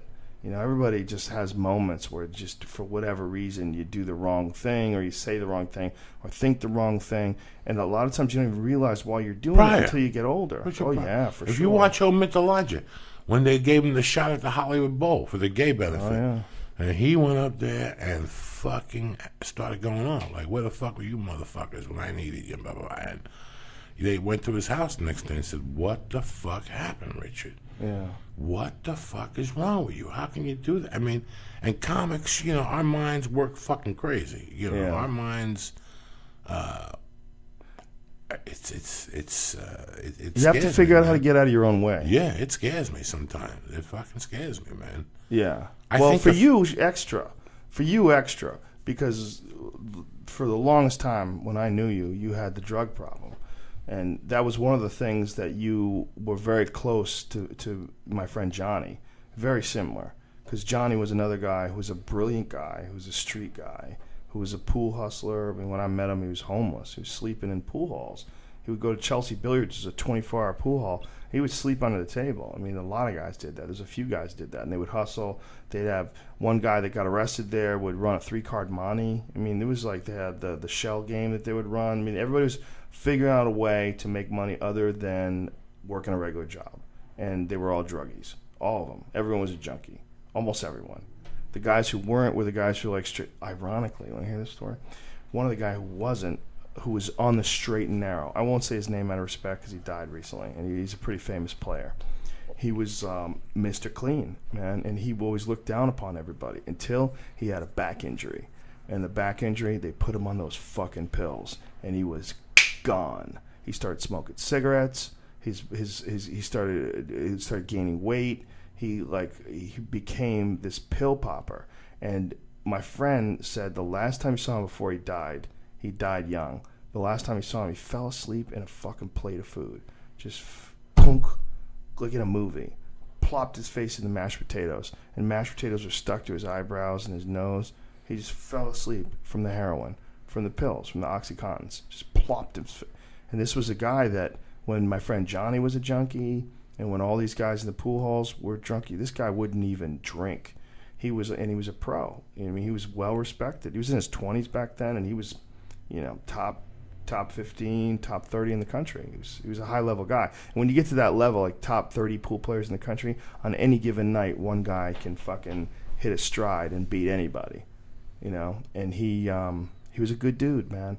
That was a sad thing to see. I'd seen a few guys like that were on the straight and narrow. There's nothing wrong with them, and then they got on those goddamn fucking pain pills. And for him, it was a back thing that's probably related to pool, because he didn't exercise, didn't lift weights, and keep you like. The thing about pool is you put a lot of stress on your head is up and your body's bent, and you're playing sometimes for 9 hours a day. It's not uncommon to play every day when you're a high level pool player. So your back is going through a lot of stress and pressure. And almost none of those guys did yoga. Almost none of those guys lift weights. And some of them would develop back problems. This fucking dude got a back problem. And then I think he actually even got in a car accident too. So he got more fucked up. And then he started with the pills. It's amazing, the mind of the hustler. Because the other day, about 2 weeks ago, you got up early and you go, no matter what time I get up, Diaz is already on tour. Yeah. That's, if you dig the root of that mentality, that's the hustler mentality. Every day I'm hustling. Every day I'm hustling. When I wake up under that table at 6 o'clock, and I don't know how I got here, that was the truth. If I was to wake up on that couch tomorrow morning at 6 to pee, I wouldn't know how I got here. I'd wake up, there'd probably be some powder on the table, there'd be a little bit left, there'd be a half a beer, and you go to the bathroom, and then you come back, and you think about what happened last night, you look at your phone, and you go through your pockets, and you got $3, and you're fucking starving. And that's when the hustle starts, my friend. Right there is where it starts. You already got a guy that you go see to give you 2 eggs and bacon and a fucking piece of toast and put it on a tab till 5 o'clock. So you got till 5 o'clock to make it happen. You got to brush your teeth, comb your hair, and go to the pool or whatever the fuck, and there's something there. And you never know. It could be pool. Could be some guy who robbed a box off UPS and there were wrenches on there, and you got to go sell them. It's fucking mind-boggling.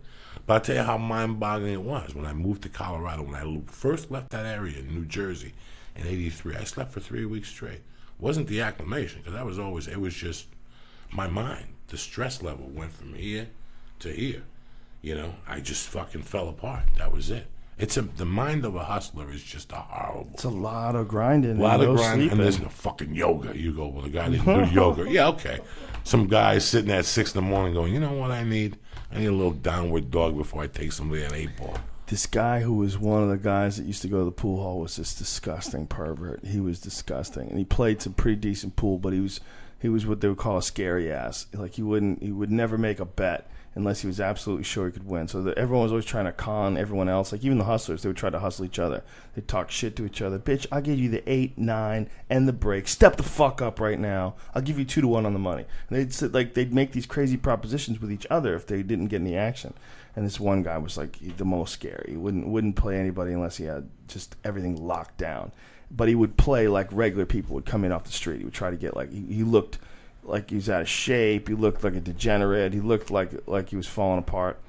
But he was a super fucking creepy pervert. And he would pay old ladies, like old homeless ladies, to jerk off in their face.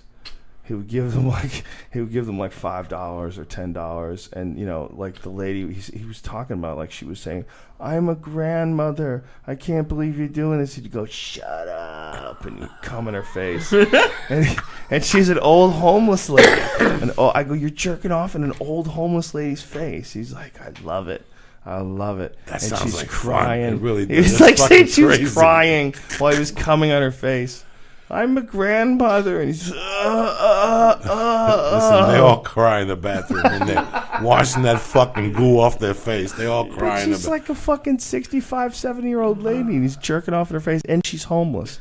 A 65-year-old homeless lady, and he's coming in her face for $5. You think about it. When somebody just comes in your face and you're in the bathroom washing it up, What are you thinking about your life? Like, he really loves me? I mean, what the fuck are you thinking about? Well, some girls like it. Yeah, no some shit. girls like it when you come in their face, but they're generally young.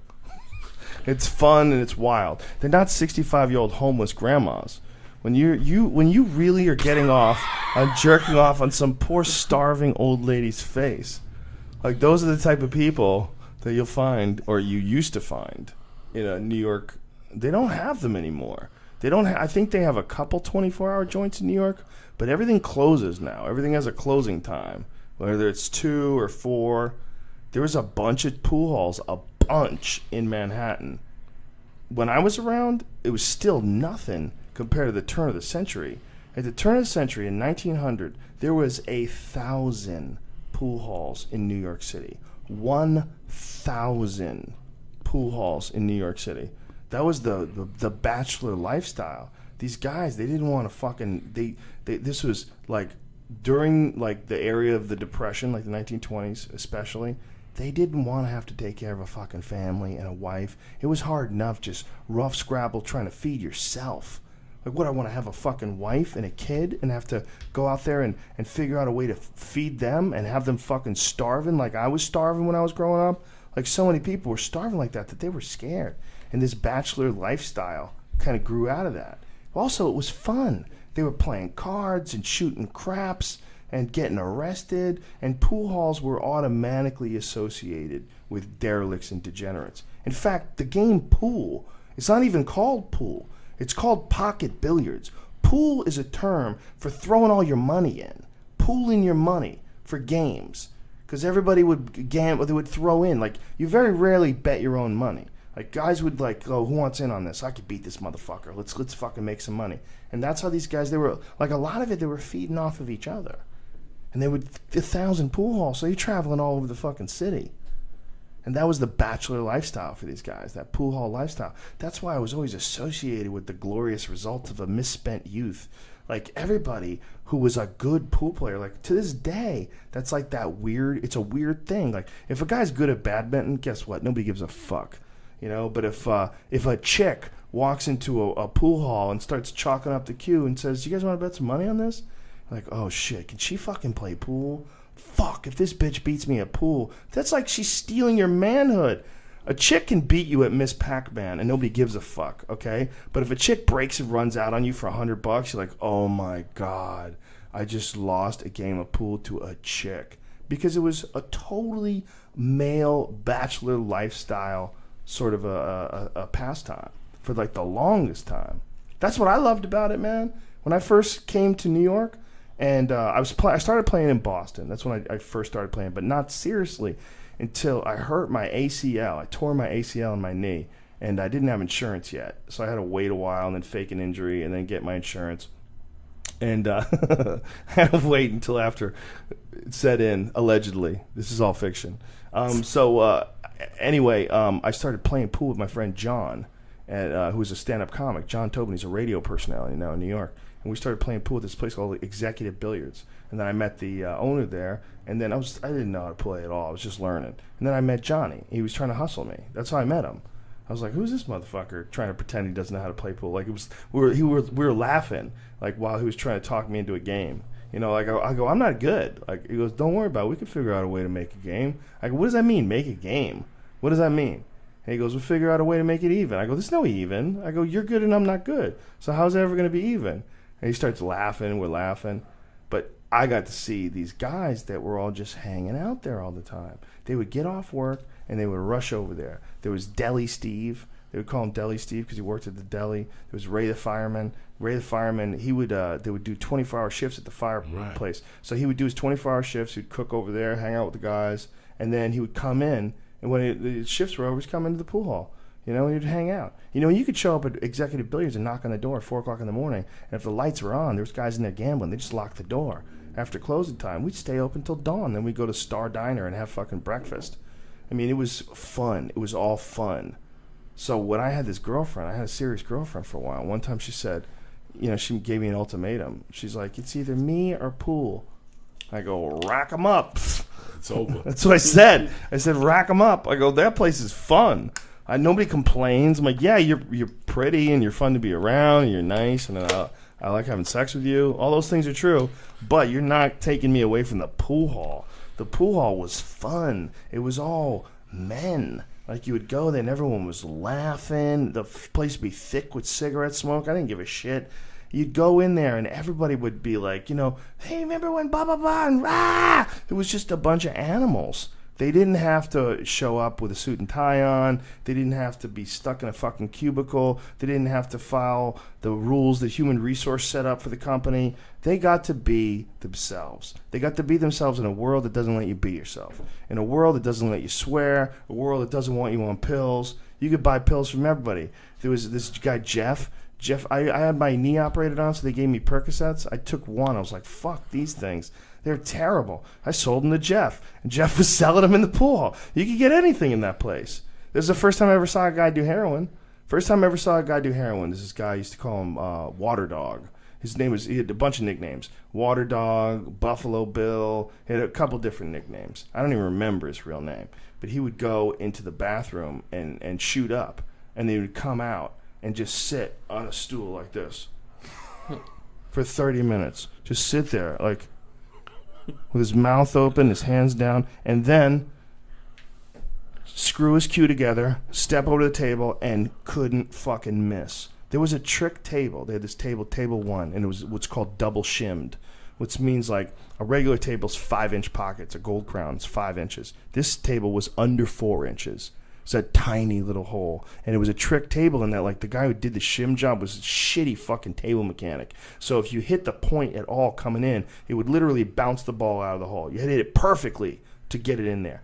And he's firing balls into this table. He couldn't miss. The heroin had completely removed his nerves, and he would say that he just saw the table different. He would just see the table different. Takes your inhibitions. Like when I said, when you get really high the night before and you go do something.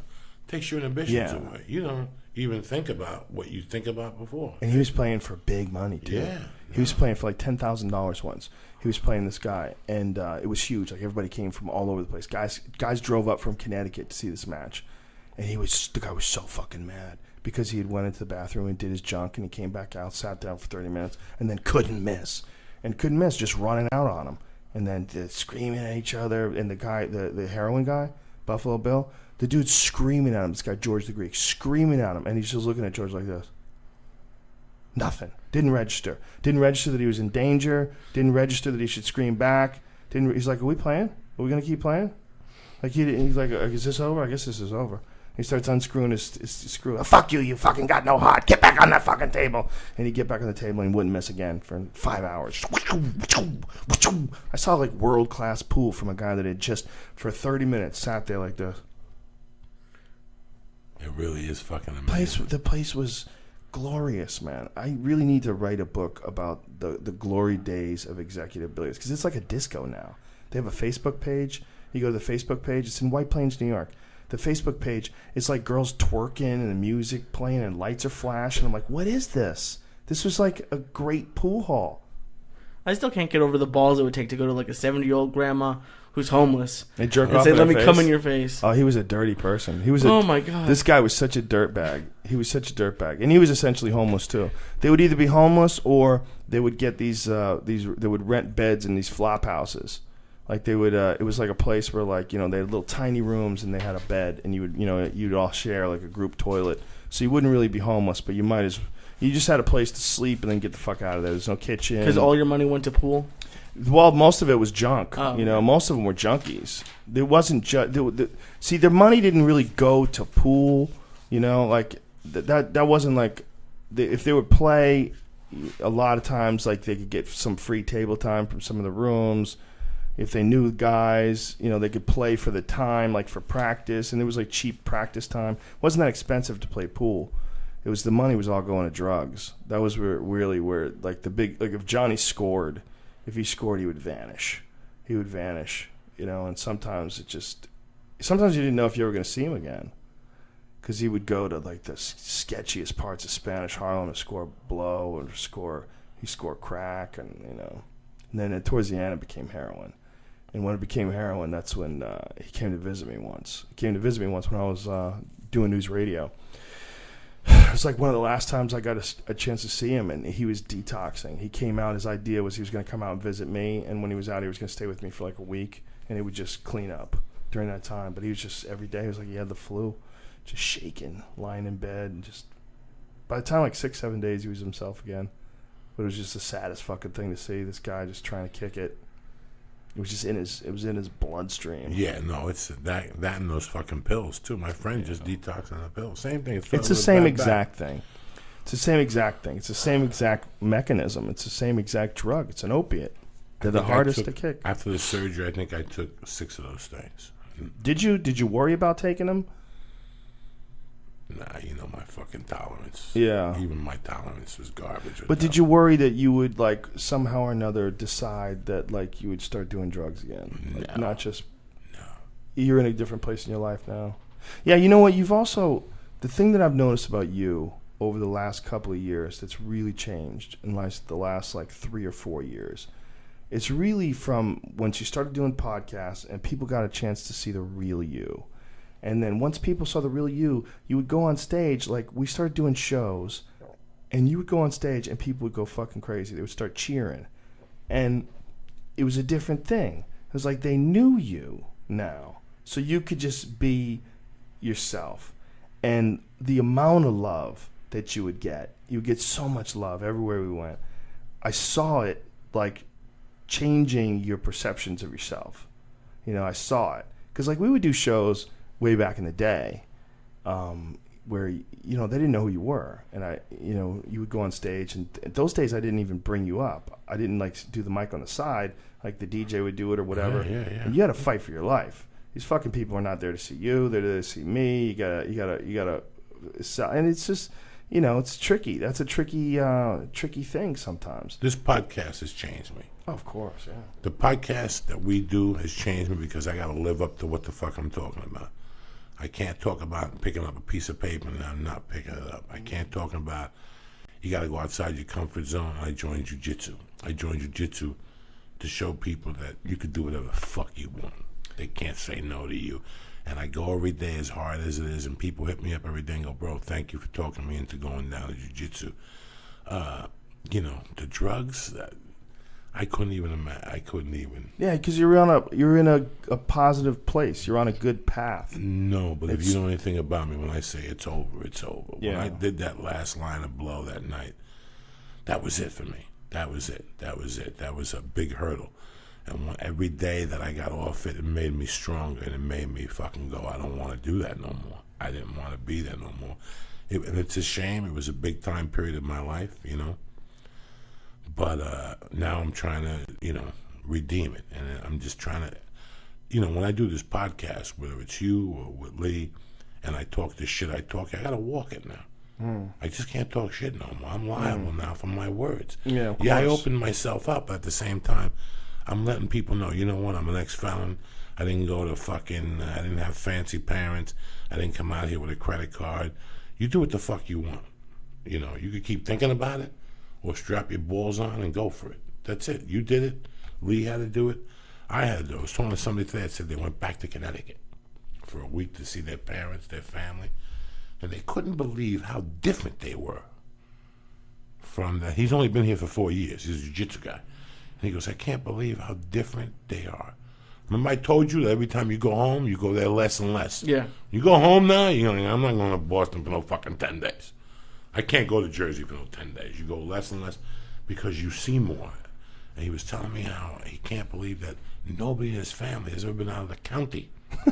Never mind the state. The fucking county. That's you know, crazy. they all live 6 miles from the family. When the father, they go to the house and they can't talk. It's like E.F. Hutton. They watch sports and nobody talks to themselves. They don't talk until the father asks a question, then they all answer him, then it goes to silence. He goes, forget the dinner table. They don't laugh at the dinner table. He goes, I don't even know I was raised in that fucking house. But you need to step out of things to see them. And the more you're out of them, you keep seeing them and seeing them. Very funny. Last week somebody sent me the Thiago Silva tape. You know how many nights I walked around cocaine with a gun in my hand? What do you think, he's special? That's what you do. You think Thiago Silva is Well, he was special? looking for a guy, too, and he was over her house. I was looking for cops. and shoes under beds. Shoes under beds. Picking up things behind the flag. You know, when I go into a hotel room in the old days, first thing I did was shake down the room. Look at cabinets. Before I did the coke in the hotel room at night, I would open up the wine cabinets and the soda machine and make sure there's no cameras in the fucking room. You know, that's your paranoia mind. That's the cocaine working. So when I saw that fucking tape, my stomach went into a knot. You know how many knots I would do a line of coke and walk around the room with the fucking razor blade and the mirror right here and the gun and the other thing. Come out, I'll fucking shoot you. Come out, you motherfucker. You know how scary that is? And people would say, what are you doing? Nothing. You're just looking out a fucking window. Joey, what? Shh. Joey, what's going on? Nothing. I thought I saw a fire down the corner. And you go back and you do it. And when you walk to the table to do a line, you walk backwards. So the whole time you got your eye on that thing. I remember one time I was just doing coke for years. And my friends came out to visit me in Boulder, Colorado. And I was on fucking federal probation. They would come to my house and piss me, and I wouldn't open the door. The one day I didn't open the door, I told this motherfucker, I ain't going down there. You know, I didn't tell him that. I just hid upstairs, and he kept saying, I know you're in there. And I didn't. And then that night, I never forget, I went to a hotel with these guys. And the hotel, they started playing cards, and they're like, you bring the pipe? He asked the other guy, and I'm like, pipe? You guys smoking weed? I'm like, nah, dog, crack. And I'm like, wait a second. And I never smoked crack. I'm like, crack, like Harlem crack, like that. Like, you know, black people jumping up and down with a pipe. And they're like, yeah, that type of crack. I'm like, oh, fuck it, give me a hit. Dog, I did a hit, and I was in the shower behind the curtain. Like, it was horrible. Like, they were laughing. Like, come on. I'm like, no, there's somebody on top of that roof. He's a fucking sniper. You know, when I saw that Diablo Silva tape, it disturbed me so much. My heart goes out to him. Yeah. I couldn't judge it because I've been there. Well, what's crazy is he got reinstated in the UFC. And they got launched. And then they found this tape. And, you know, again, I don't give a fuck. The fucking ex-wife sent the tape in. She's like, there's something you might want to take a look at. Yeah, but, you know, I mean, this bitch seems like she was a crazy motherfucker. And obviously, that's the worst. When I'm telling you I know something and you're telling me you're crazy, and all of a sudden she hooks up with Popovich in fucking Saudi Arabia. So, you know what I'm saying, dog? He wasn't that fucking crazy. He was going to her house with a gun because he knew that bitch was a dirty bitch. Okay? That's what he was doing, with a fucking gun. Nobody goes to fucking home to Mrs. Rogan with a gun and walks around the house. Or to your girlfriend and walks around the house. What are you looking for? I don't know if they were split up. I think they might have been already split up when this was going on. I think he was just coked up and being crazy. I don't think he was with her. Oh, my God. He was wiping his nose. Yeah, he was jacked. Did you hear what happened to Vanderlei? He got suspended for life. For life.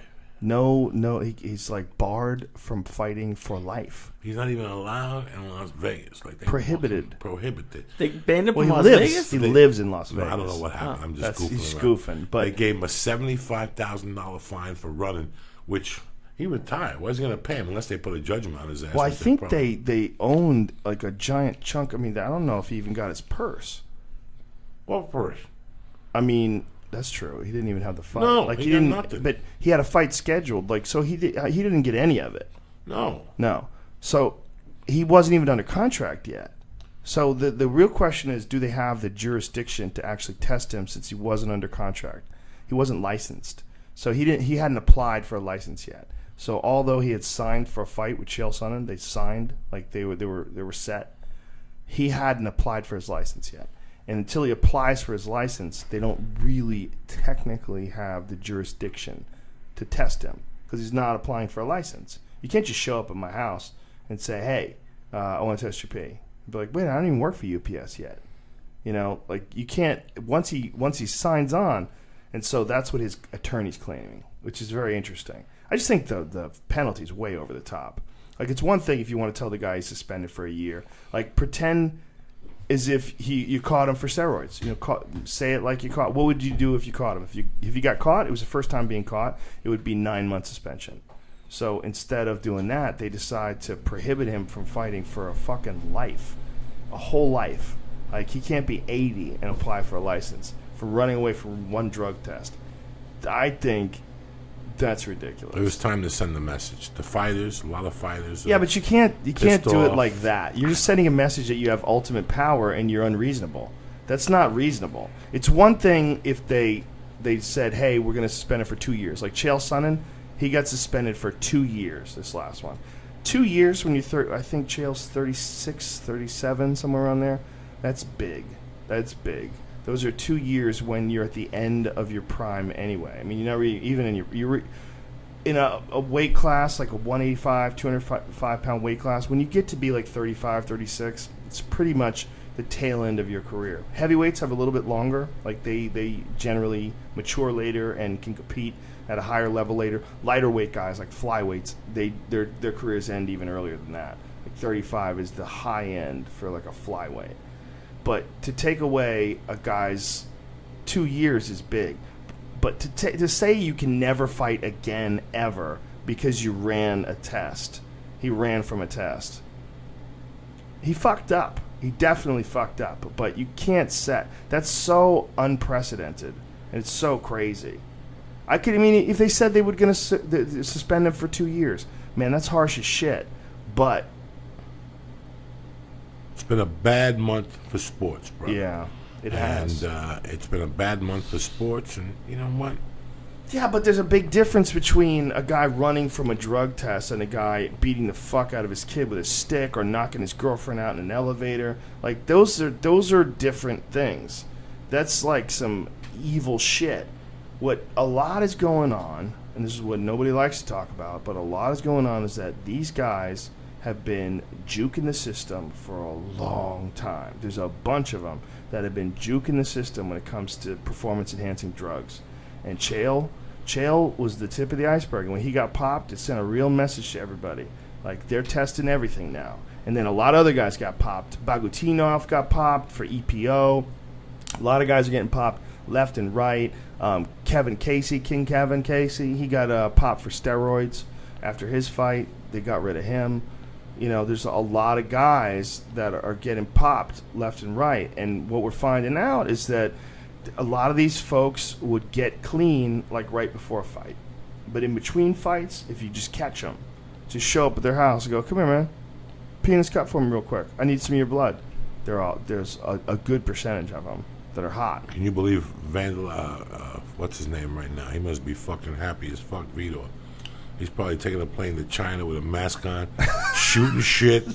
He don't give a fuck. He's like, this is the best day of my fucking life. I caught a breather. Well, that's a terrible situation because he's like 36, 37 years old, and he was on testosterone for the last few years. So his natural testosterone is completely dropped down to a very, very low level. And he's got to figure out how to fire that back up.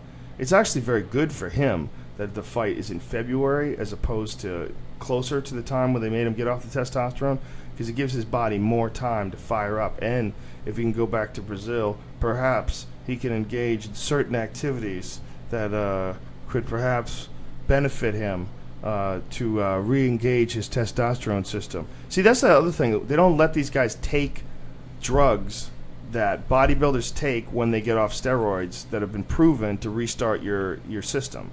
Like, I don't even think it would be it's not like a performance-enhancing drug effect. It's a normalcy effect. There's like stuff called Clomid, and these things are what they call estrogen suppressors. So it suppresses the level of estrogen you have, which raises the level of testosterone, apparently, in some way. I don't understand the mechanism. But a lot of bodybuilders, when they get off of steroids, they will take this stuff. And this is one of the things that Chael was on. Because they made him get off the fucking testosterone. The guy was on testosterone for years. You make him get off of it, and all of a sudden they feel like shit. They're tired. They can barely get through a workout. They don't have any pep in their step. They got no pop. Their dick doesn't work. And the only way to get your system fired back up again is to either wait time, do a lot of like high-intensity exercises, try to kick it back in. And for everybody, the amount of time it takes to kick it back in is different. So for Vitor to get it a few extra months, like what is it now? We're in September. They're doing it in what? February? Is that what they said? Something like that. What that. it is? So think about that. He's got October, November, December, January, and then in February. So he's got another 5 months. That's good for him. No, but the fight was when? Next week? December. Yeah, so he only got 2 months more. Yeah, he got 2 months more, but he's got 5 months from now. Right. From now, he's got enough time to like give his body like another. Yeah, he's on a fucking plane like this right now, rubbing that fucking juice. It's like me with an 8-ball in my pocket when I get on stage. They want to clean that sport up, man. They want to clean that sport up, and that's the way to do it. The way to clean it up is to randomize the drug testing and to do like the most stringent level of testing that's imaginable, and that's what they're doing right now. Each test costs $40,000. Every time they test these guys, it costs $40,000. It's super expensive, and it's coming out of the UFC's pocket.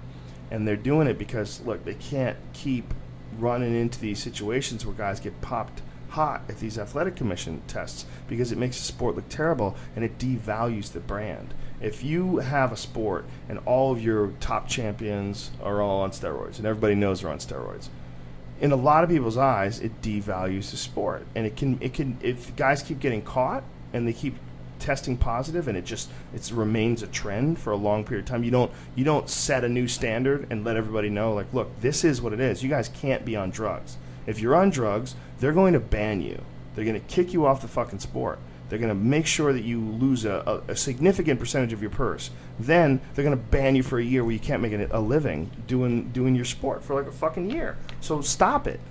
If they didn't do that, it becomes a mockery. And if it becomes a mockery, it actually devalues the sport in a lot of people's eyes, and it could be detrimental to like the bottom line of a business. And that's the difference between like guys like Lorenzo Fertitta. He runs casinos. They know how to make money. They know where money is not being made correct, and they know it's like playing a game of poker. Like, you know what your hand is, and you know most likely what his hand is. You have an idea, and you know, like, this is not going to work out well unless we do something here. Like, I'm going to fold, and then what I'm going to do is I'm going to wait until I have a good hand, and then I'm going to bet. Like, you're playing in advance. You're looking at the future, and if they're looking at the future, they go, okay, let's look what's going on here. These guys keep getting caught, and when they get caught, a lot of these guys are saying everyone's on it. A lot of these guys are saying, Vitor said that. He's like 90% of these guys use when they're in camp. That's what Vitor said. He would know better than any of us. So if Vitor's saying something like that, he's not known as a liar. If he's saying something like that, you got to think there might be something to it. And if you want to nip that shit in the bud, there's only one fucking way. You got to randomly test these dudes. You got to show up, knock, knock, hi, guess who we are? We're the guy who wants your blood, and we're going to have a chain of custody of this blood and take it on a fucking plane to Baltimore where there's some super secret national security agency lab that doesn't fuck anything up, and we're going to test everything that you have in your blood. We're going to find out if you have artificial testosterone. We're going to find out if you're taking human growth hormone, if you're on EPO, if you're on birth control pills, whatever the fuck you're on. We're going to find out what you're on. We're going to know exactly what you're all about. And so that's a giant wake-up call to all these fighters. And we might have to reevaluate like what guys are capable of. You know, it's one of the things that Dolce said. I had him on the podcast the other day. We were talking about this. That I think that we have an elevated expectation of what guys can do, and a lot of it is based on like the juiced up days. You know, like the juiced up days of Pride. Like they were juiced to the tits. Like Vanderlei Silva in his prime was, you know, he was just a muscle, a giant veiny muscle of destruction. Just smashing guys, knees and fucking kicks and soccer kicks and stomps. He headbutted Guy Metzger. Fucking headbutted him before he knocked him out. He hit him with a combination, headbutted him, and then right-handed him and knocked him out. I mean, he had fought, knocked him out. He had fought all these Vale Tudo fights. In a lot of those fights, Vale Tudo is anything goes. That's what it means. Goes, yeah. He fought those bare-knuckle fights in Brazil where the headbutts were legal. So there's many videos of him headbutting guys, standing up, just fucking cracking them with headbutts. So when he fought Guy Metzger, like the headbutt just came in handy. Like, oh, I know how to do this. Bank, crack. Just crazy fights. And who knows what kind of chemicals those guys were on. Look at the chemicals Lee's on. Look at the what kind of chemicals you on? Whatever brownie he gave me. Jesus Christ, you could barely see. I know. Oh my God. Look at his eyes. He's going deep. Oh my God. He gave me like six. This is what made Tom Segura take a Uber home. This is and he gave me like double what he had. This is like your eyes are like a caricature. I know. Like you're squeezing them shut. This is like you're playing a character. This is the high guy who can't see. No, those brownies are. No, he ain't fucking around. He gets fucked up. I take him out later. These aren't fucking around either, man. These peanut butter brittles. Those guys. I told the story on your Gummy bear guys. I connected with these guys because of your podcast. Oh. You know how? How? dead cousin is the story I told, the guy that was throwing the bales of coke off the plane. So I told the story. They came to Flappers. In fact, I'm going to see him. I'm going to see Tweety. That's hilarious. Thursday. The guy who threw the bales off the fucking plane, they gave him 50 years. Who is coming up with the fucking contest at Flappers? Did you see this latest contest about doing dead comedians' acts on Halloween? They're doing a show, a special show, where they do a tribute, where different comedians will do dead comedians' acts on Halloween. Leave those fucking Christians alone. Are they out of their mind? They're Christians. That's what really pisses me off about them. They're thieves. That's what really pisses me They're off. thieves? Yeah, they want to give you 50% of the door and then give away tickets and not advertise. Well, they're probably starving. They're probably barely staying open. No, 4 years they've done okay. They got tough times, man. They've got fucking 20 comedy shows going a night in there. Do they? Go look at their webpage. Go ahead. How much do they paper in the room, though? They're just getting all the liquor? I don't know. I don't know what they're papering, but I know that they're doing something right over there because they kept open for 4 fucking years. I keep wanting to go there, but Bob at the fucking Ice House is such a sweetheart. Yeah, I love that guy so much. There's no reason to go I just do that show. I used to go there and do sets, and it's this is why I had to go back to the store, because it was I could walk on the stage like I just read a magazine and talk about it. And those people were starved for comedy. So if somebody had 3 jokes, they kill. They're like stars. Yeah. You got to be pushed when you do comedy. It's the same. Your training partner's got to push you. Let me Yeah. give a fucking talk about these sponsors here. Don't forget, I'm doing Gotham this weekend, Friday and Saturday at midnight. If you want to win free tickets, go to joeydiaz.net, thehit6.com. All right, what they tell you to say, 1,200 hits, more vapor. Yeah, it's better tasting, longer. They have cigars and cigarettes. Right. They have flavors for the cigarettes, different levels of nicotine. It's awesome. So What's the name of the company again? HitE6.com. This is a very good Tremendous, product. tremendous. This cigar I'm is telling very you. good. I'm telling you. It tastes good. It tastes like a real cigar. When they mail me this, I've always used these at the house. And when I drink coffee, when I get back from doing comedy, I like a cigar. I just didn't like the drama of going through it. So if you don't like the fucking drama going through it either, go to HitE6.com and press Joey's Church. boom and get 20% off your order. They deliver fucking anywhere. Knock yourself out. Come to the show on Friday or Saturday. They'll be there giving out samples, shaking hands, blowing smoke. They're going to be there giving out samples? Yeah, they're good people. That's Nice smart. fucking people. That's smart. MeUndies.com. How long have you had those undies on for? Fucking 3 days, you nasty motherfucker. Most people have their underwear for 7 years. You filthy fucking animals. Isn't that a crazy You statistic? probably go to Starbucks with that munion on your head and order coffee with that horse breath in the morning. Especially you fucking women. You know what your asshole smells like after it ferments all night? Go to MeUndies.com right now. They ain't fucking around here, okay? For example, I got mine on right now. They feel fucking tremendous. Me and Joe were talking about how comfortable they are, how they don't let your balls sweat. I had them on for 24 hours without a shower. I went to take a whiff of my nutsack the next morning. There was no perspiration. Whatever they have in that material takes it out of your fucking nutsack and your asshole. Amazing. So you can sling dick in the morning with confidence. Let me tell you something. If you can't sling dick in the morning with confidence, when the fuck are you going to sling dick? With confidence is the That's best right. part. Go to MeUndies right now. You look great. Check out the pics and the different styles they got for men and women.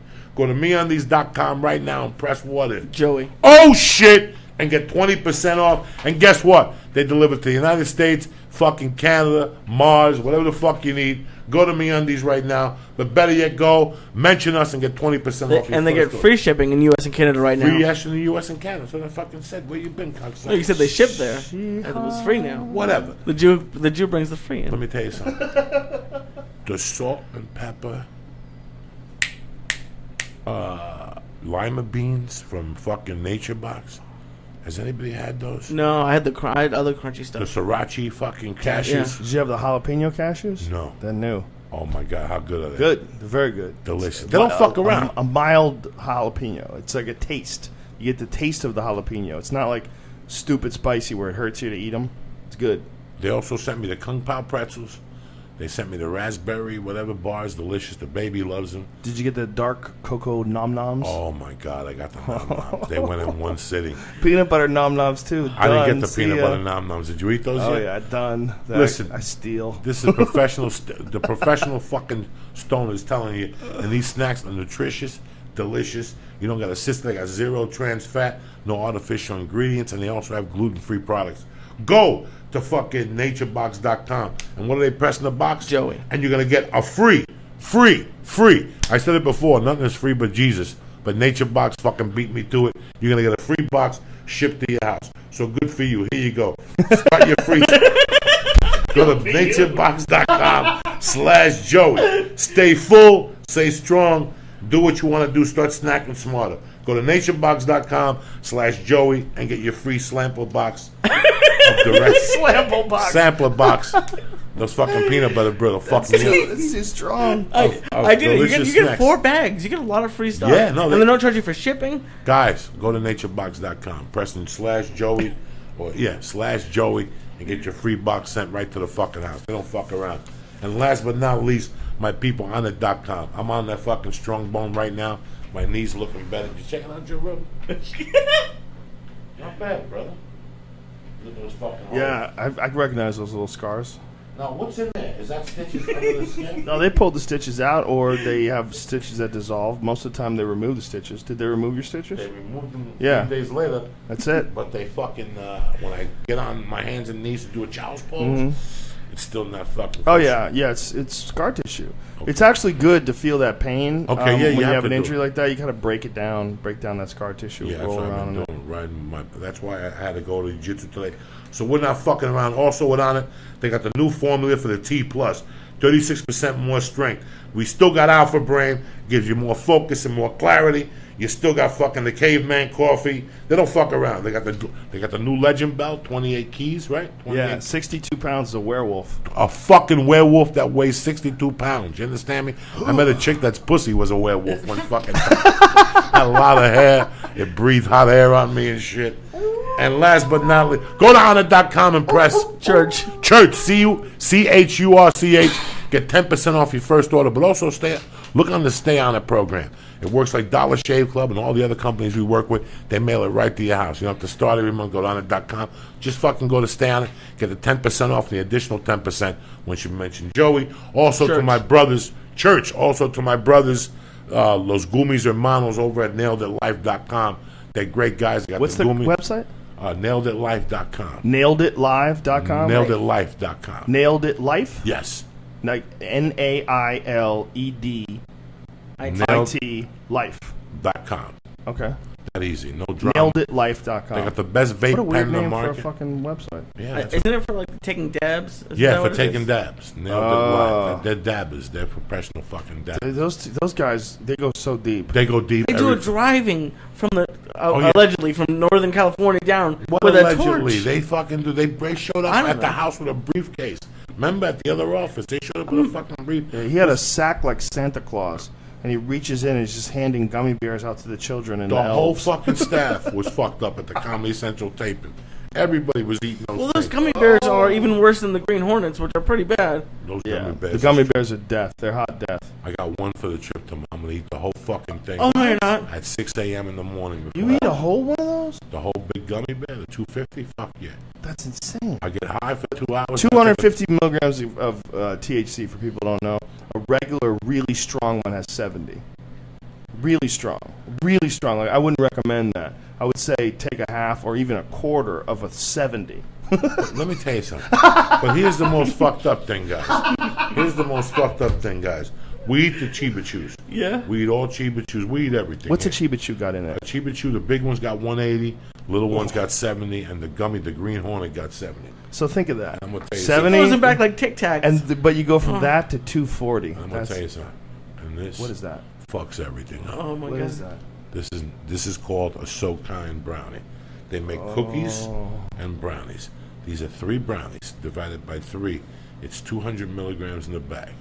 It's 66 milligrams of THC each one. I just gave Lee 50. This is stronger than anything you'll eat in the business. Really? This is the one that kills. I mean, people's eyes get red, their faces get swollen. They got to pull over. This is the one. This is the one. There ain't nothing. I can lie to you here. The Chiba Chews are great, but they're 180 milligrams. I don't know how these people do it. I like to test their shit. This takes you deep. And when he goes home in 2 hours, how deeper will you be when I call you? Oh my God. Deep. This is deep. And I asked the people what is going on. They say they make it with the original butter. That they went back to old school. Everybody's doing something else. They're doing the butter. I love the 250 milligram gummy. It's delicious. The cherry ones, I'll fucking get fucked up and put that iPod on the plane and take my little computer out and I'll get fucking wasted on that flight. But there's nothing like these little 60 milligrams. I don't know why. I didn't like getting high that one time on the plane to Austin. I don't didn't really like it, Daddy. No, it was terrible. I don't get really nervous when I'm high, but I was paranoid on that flight. You got no choice. When we get on the plane, You're on a plane, man. We gotta get. What are you gonna do? You gonna be sober? I know. You gotta 3 hours. That was terrifying. Jumping up and down. There's no reason to be sober on a flight ever. It's just a waste of a flight, unless you have a really important book you have to read. But we took it before we got on the plane, and then there was a bus to the plane, so I was flying by the time I got to the when you go to seat. Austin, you got that bus to the fuck. When you go to Utah or fucking Austin, you got that fucking bus. So once you land cross country on a fucking plane, then they drop you off. Then you got to jump on a bus and walk back to fucking American Airlines. I tell you what, that was a city and a club that I was really impressed with. Was that Wise Guys in Utah. Wise Guys in Salt Lake City. I told that you. Is a great fucking club, and that is a great fucking town. Those people were cool as shit. And it was, you had told me that, and a bunch of other guys had told me that, but I had my apprehensions. I was like, come on, it's Salt Lake City. They're all uptight. Like, that's the Mormon place. They are so fucking sick of the Mormons. For me, it wasn't even about killing. You know what it was for me? You know when I fell in love with them? When people would pull me aside and they go, thank you. And I look at them and go, for what? And they go, just thank you. Thank you. Nobody comes here. Thank you. Yeah, that's the other thing. Thank you, bro. Well, when somebody looks me in the eye and does that to me, that means the world to me. Like, thank you, bro. Thank you for fucking coming here. For some people don't want to come here. Then whatever. You know, I love, if there's a microphone and a fucking brick wall, you know, Joe Rogan, I'm sick and tired of people talking about comedy club. Like now, Irvine is so beautiful. You know what, bro? I lost that shit about 10 years ago. When I walk into a club, they all look the same to me. And they all sound the same to me. And the sound system doesn't impress me. And the painting on the mural and the copper bell, nothing impresses me.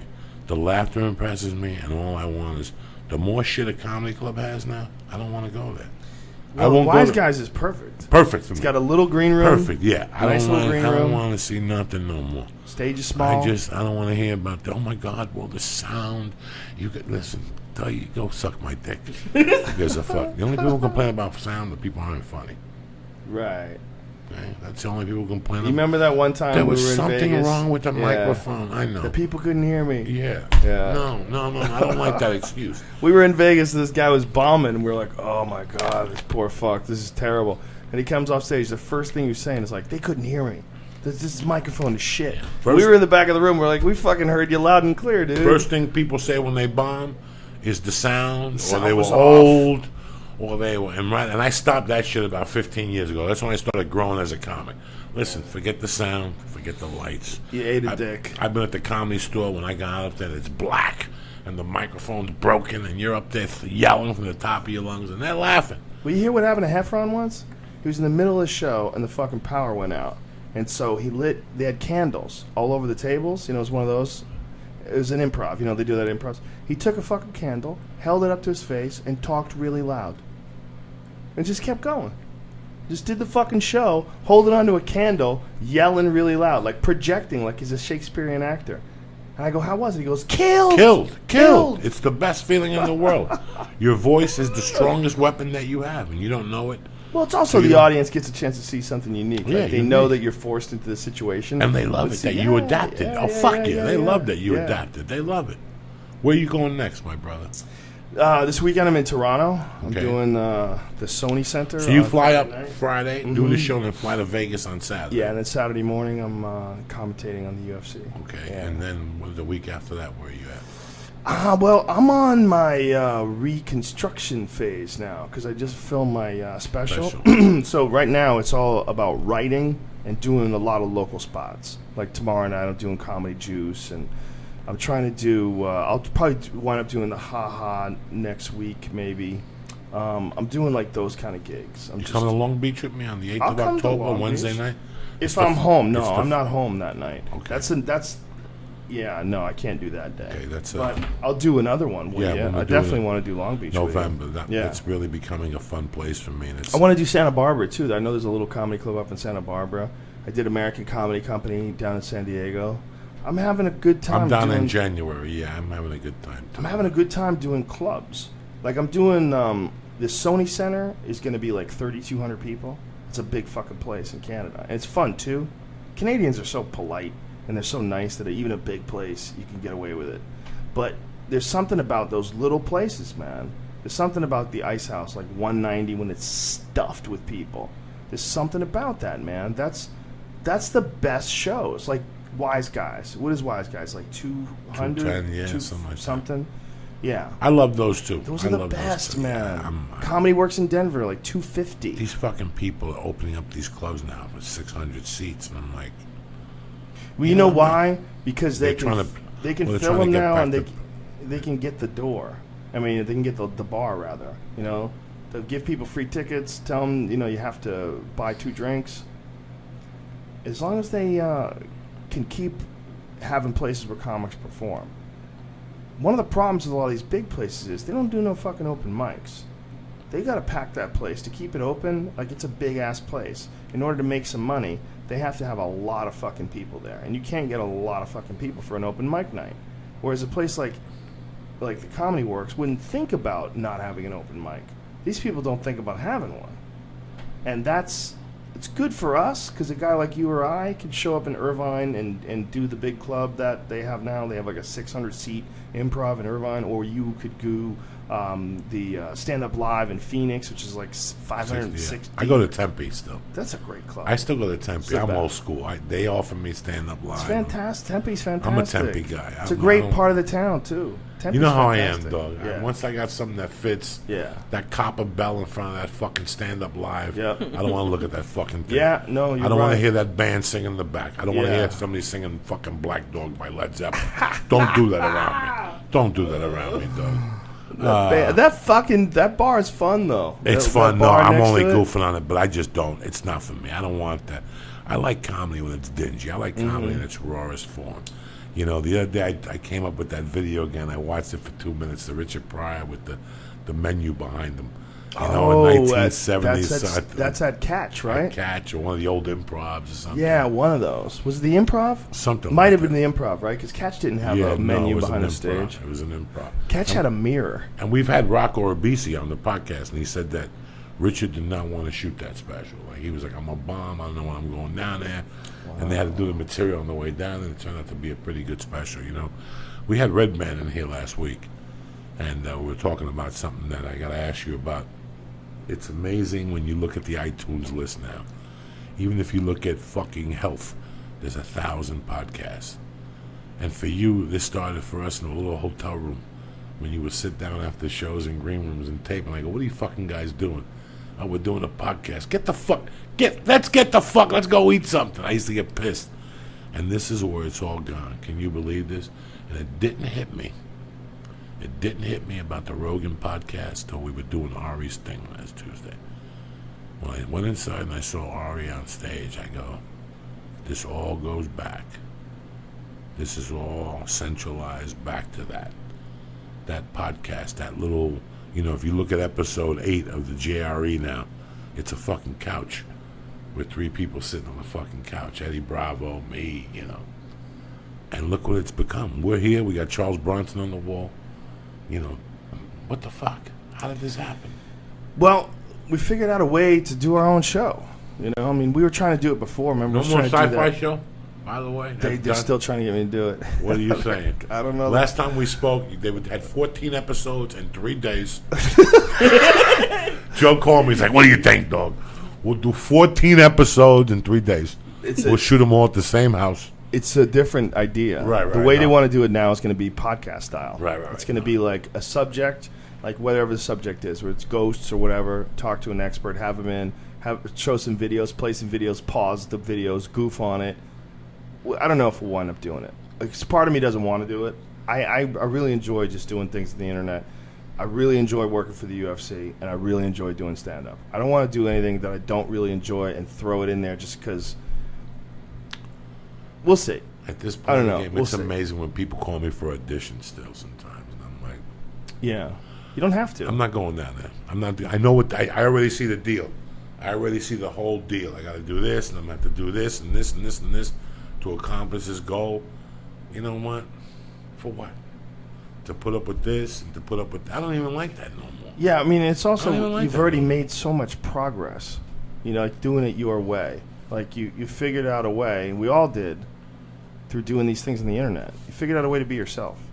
You know, you figured out a way to just tap into whatever the fuck you are.